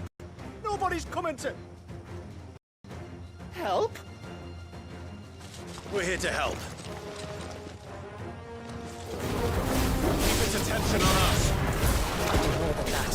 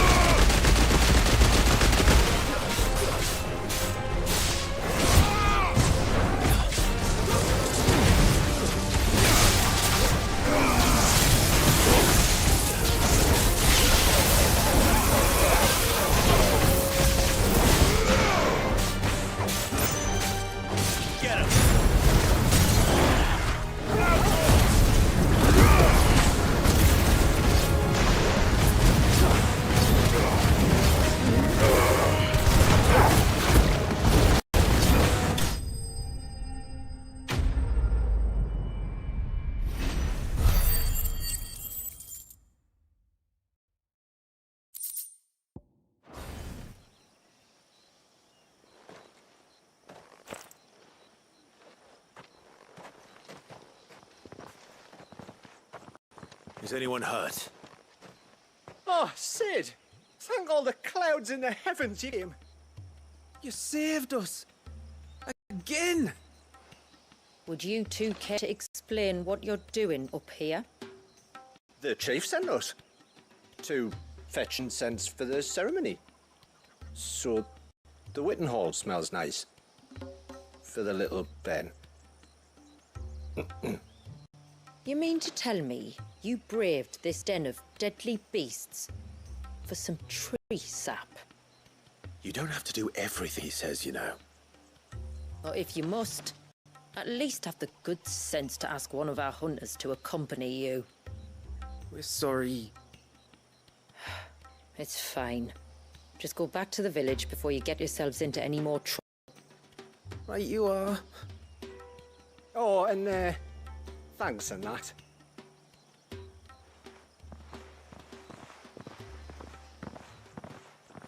Remind me to give my brother a cuff round the ear when we get back.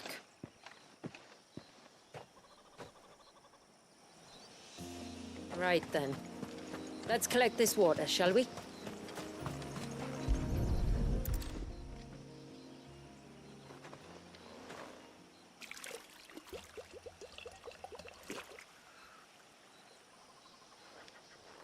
The rain that falls on the mountain emerges here, in these springs. The source of the river.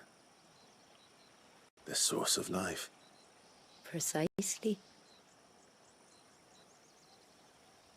Take care not to spill it. Right. Let's save that for the ceremony.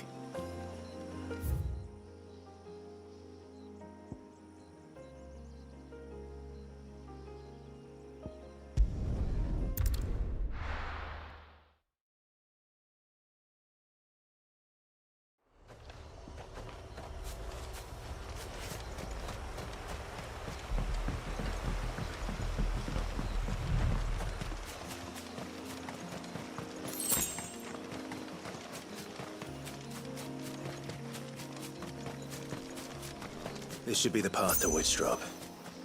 Hungry, Torgal?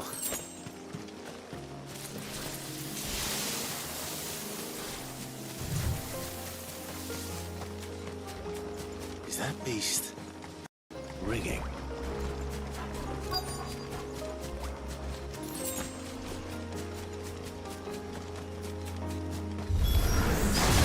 Here's our welcoming party.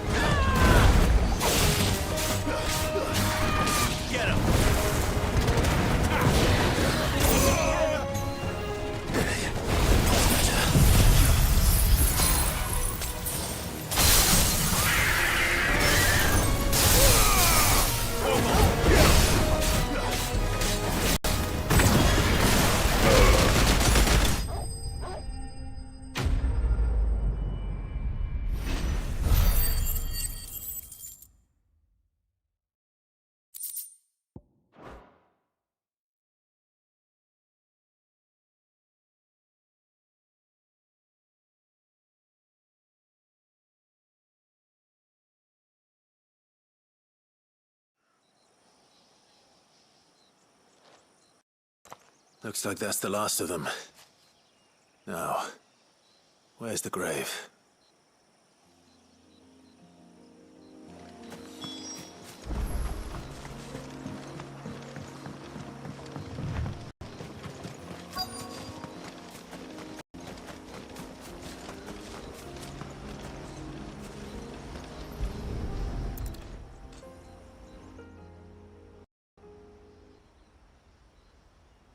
This must be it.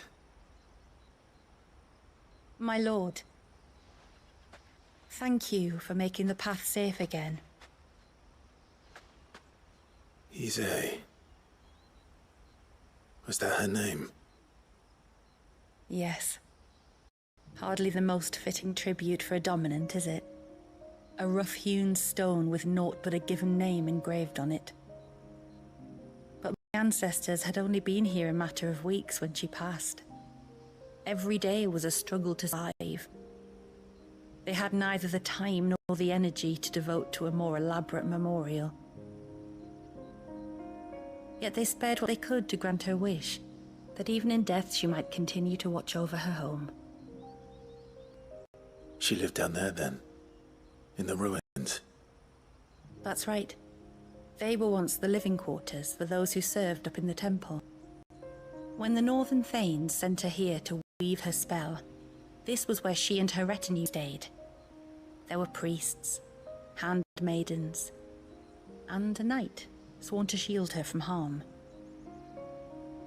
Of course, they were all gone by the time my ancestors arrived, fled or dead in the Western Wars.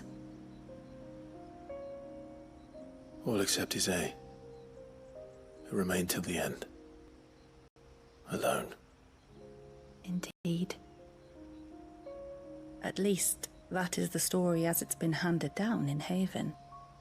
But there is an epilogue to the tale. One known only to Lady Shula and myself. Some years after XVI's passing, you see, my grandmother came here to tend the grave and found a stranger kneeling before it. A knight, dressed head to toe in plate. She asked of him who he was and whence he had come, but received no answer. The only words he spoke were, "Tell me true, whose grave is this?" So she told him of how her people had met and cared for XVII, and how she had died. His only reaction was to stare up at the air of hours in silence. Then he left, never to be seen again. You said he was wearing plate. Was it black and gold? Do you know something of him? When we went up to the end of hours to unravel the spell, we were set on by a shade in the shape of a knight in full plate. It manifested in front of the Vare. I felt Eva, the witch. You think this may have been the same man my great-grandmother met? XVI's knight? I don't know. Maybe. All I can say for sure is it was intent on protecting her creation. Or perhaps her spirit. What remained of her ether, preserved in the Vare. Perhaps his spirit too became enraveled in her spell, frozen in an eternal vigil. Till we ended it. If the shade you fought was XVI's knight, then ending it was the greatest gift you could have given him. Now he can return to the sea, to be with his lady once more. And if his spirit should ever return here to visit her grave, I shall ask his name, that I might carve it in the stone next to hers. That they might be together. Once and for all.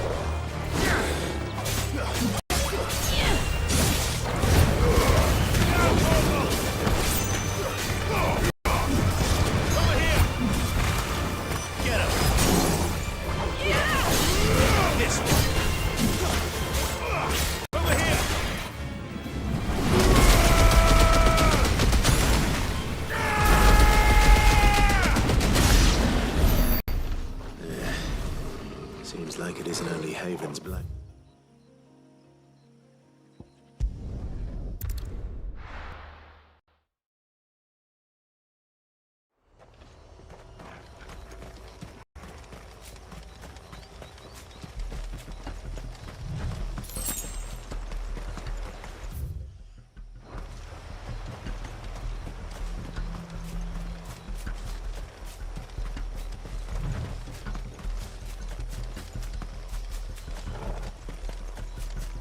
We can collect the water of the river from here. All right.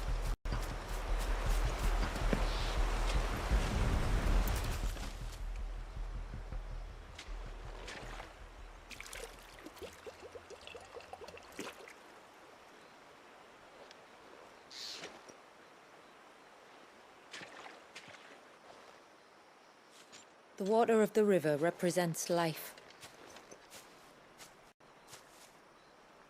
It is constantly moving, constantly changing.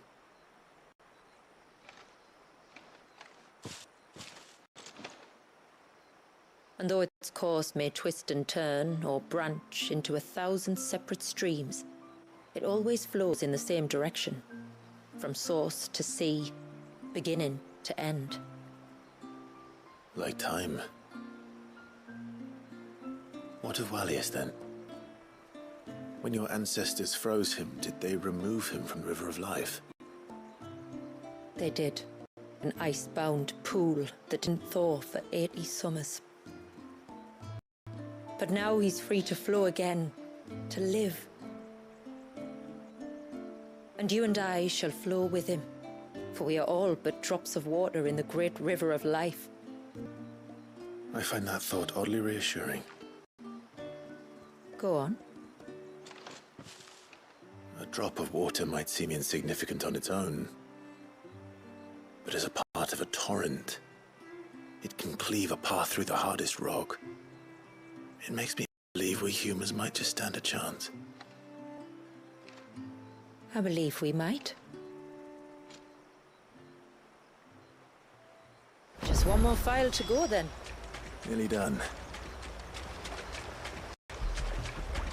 What do we have here?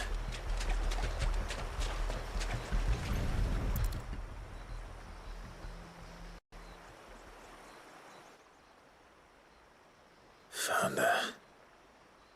Something's been busy. Whatever this creature is, it's out for blood.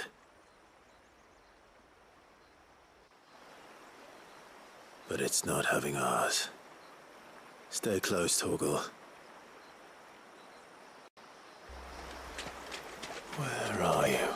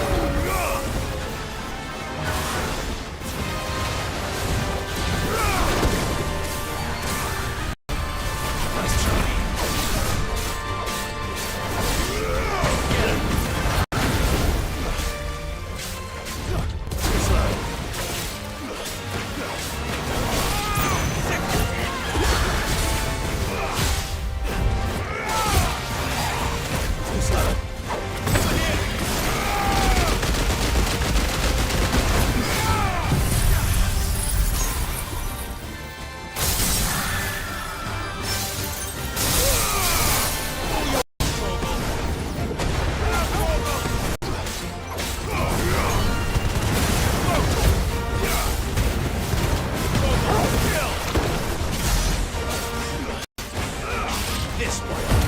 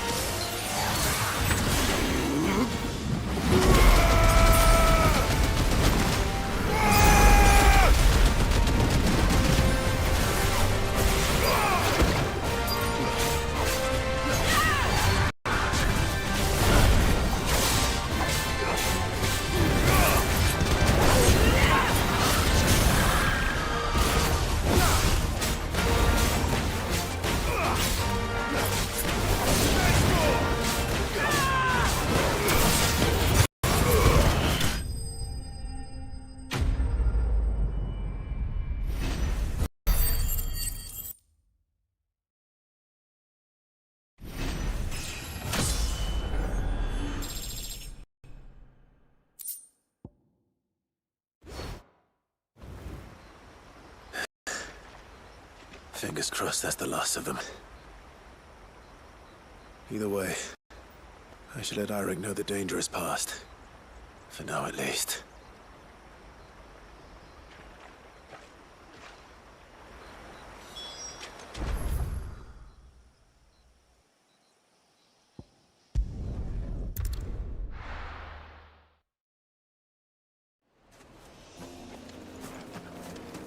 Careful.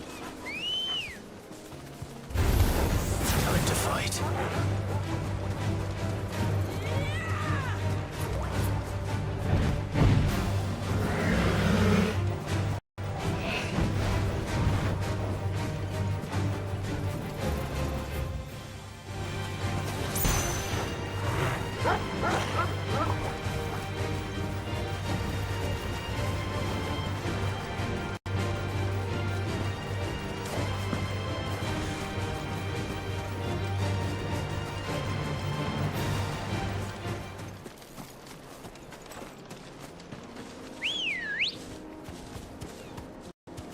Let's go.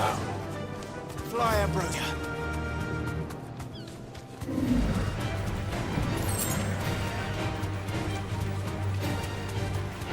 This path leads down to the coast.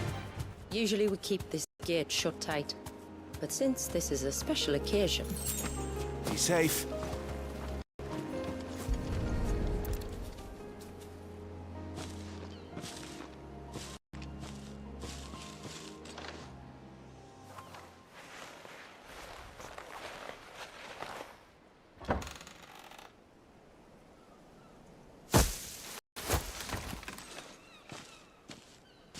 Thank the tides the weather held. This place can be treacherous when the waves are high. If it weren't for the holy water, no one would ever come down here. I'll be sure to watch my step.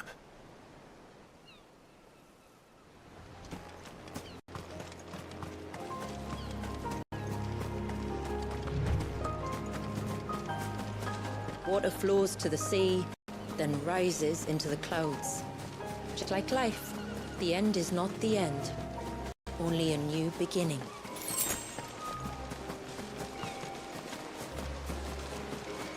My ancestors chose this place because it was where the first boat landed.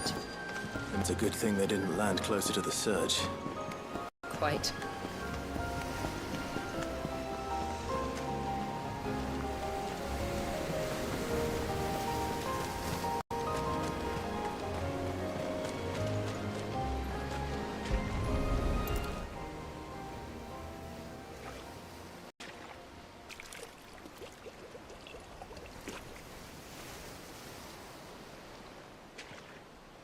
The water of the sea.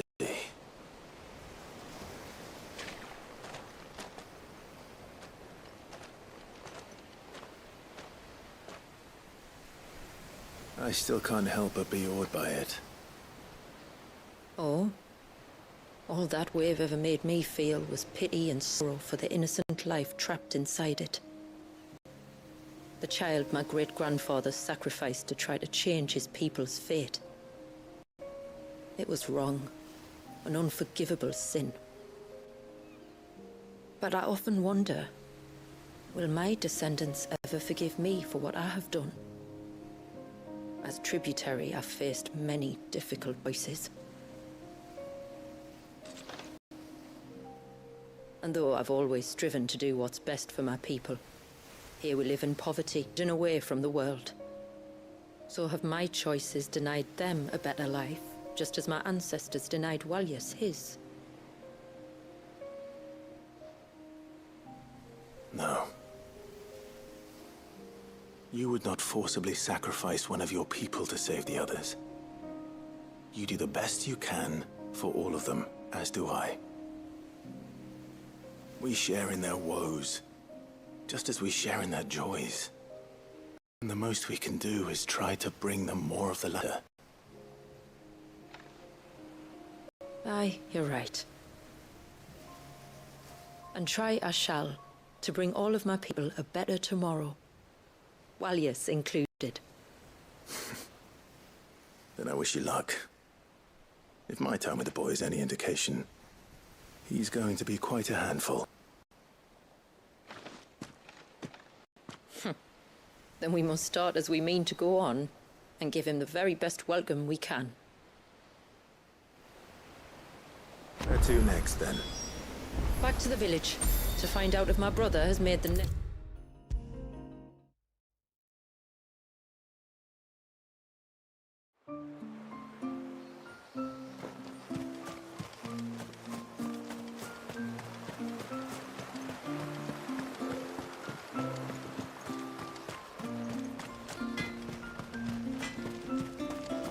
I'm so sorry for all the trouble. How many times do we have to tell? You're back! So? Did you find the fiend that attacked me and young Eirik here? I did. It won't be troubling you anymore. Yes! I knew you'd get it. Only because you warned me of its existence. Not that you should ever have learned of its existence, but all's well that ends well, I suppose. What was it, anyway? A manifestation of Leviathan's power. When we visited Walyas in the Surge, he was angry and afraid. The Icon summoned these creatures for his protection. Though why one would be wandering the ruins of Riversmeet, I don't know. Maybe it was looking for his mum. That's where she died, isn't it? The Falls. The Falls? Aye. When they took her baby, she threw herself off the top. We go there once a year to pay our respects. The whole village. An Eggy is a part of its master's spirit, but Walyas wouldn't have been aware of what had happened to his mother, would he? Well, either way, you did us a favor putting that thing to rest. Us and Walyas. Thank you. Aye. Thanks, mister.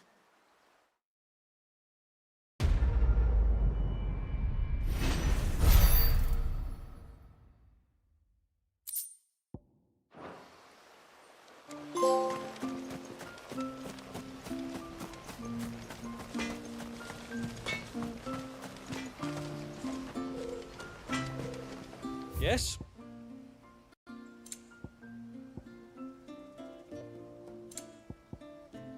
A good tide to you.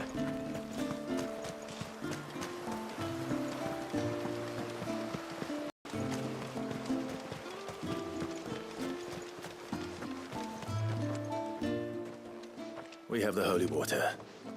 Is everything else in place? All ready to told you could count on me. Then let us begin. Famiel, have your men summon everyone to the Witten Hall. Right you are. Shula, wait. I don't know the words. Don't worry. There aren't many of them. We'll have time enough to practice before people arrive.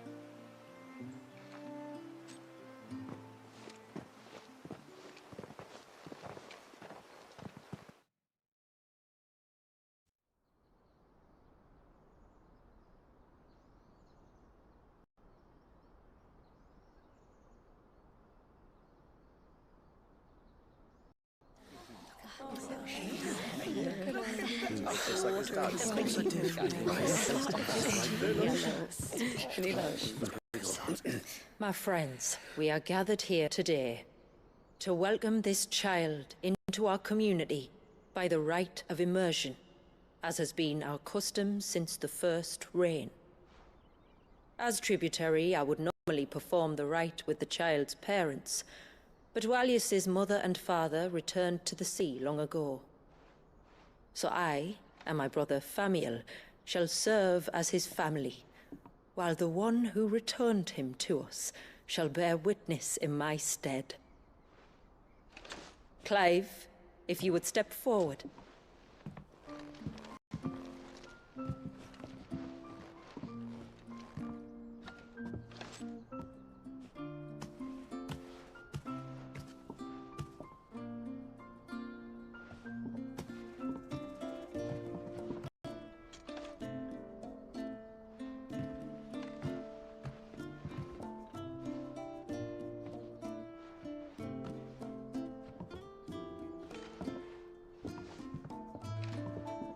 Like the rain that falls on the mountains tall, are we born.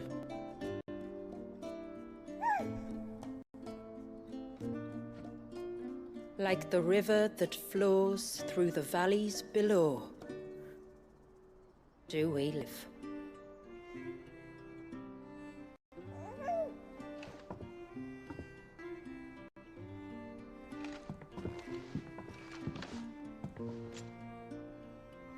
Like the boundless sea, where the currents run free, do we die, and to the clouds then rise again.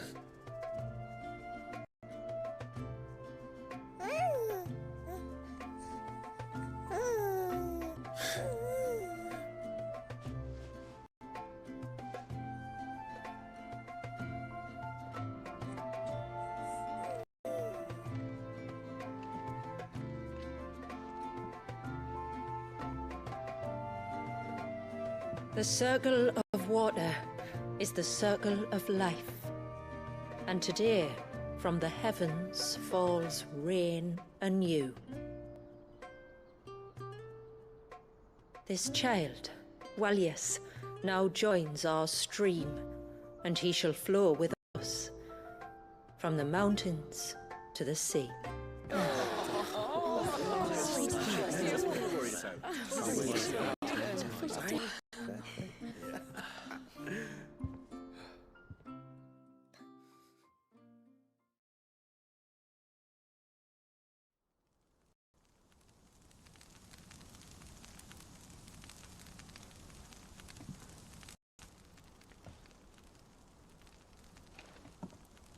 You played your part to a T, Clive.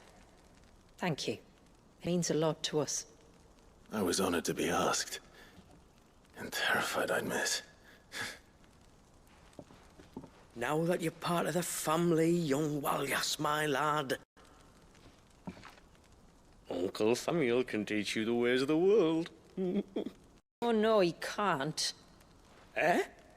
Don't be so hasty. Your brother's knack for self-preservation might serve him well. Ha! You are never going to let me live that down, are you?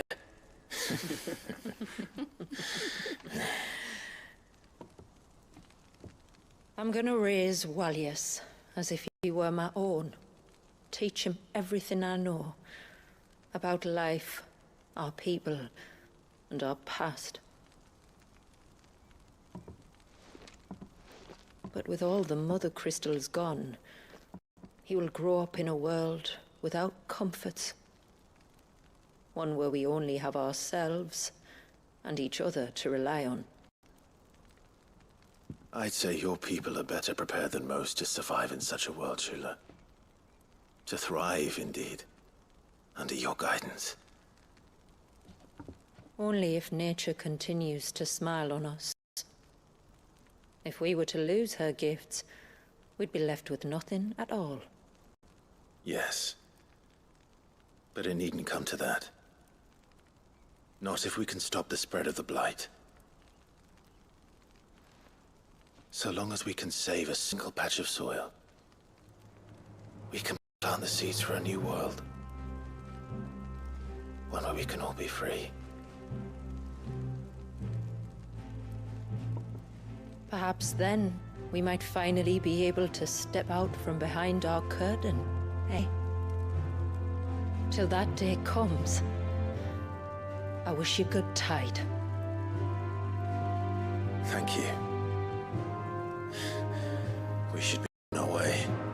Well, you be careful out there. Aye, you stay clear of trouble now. Likewise.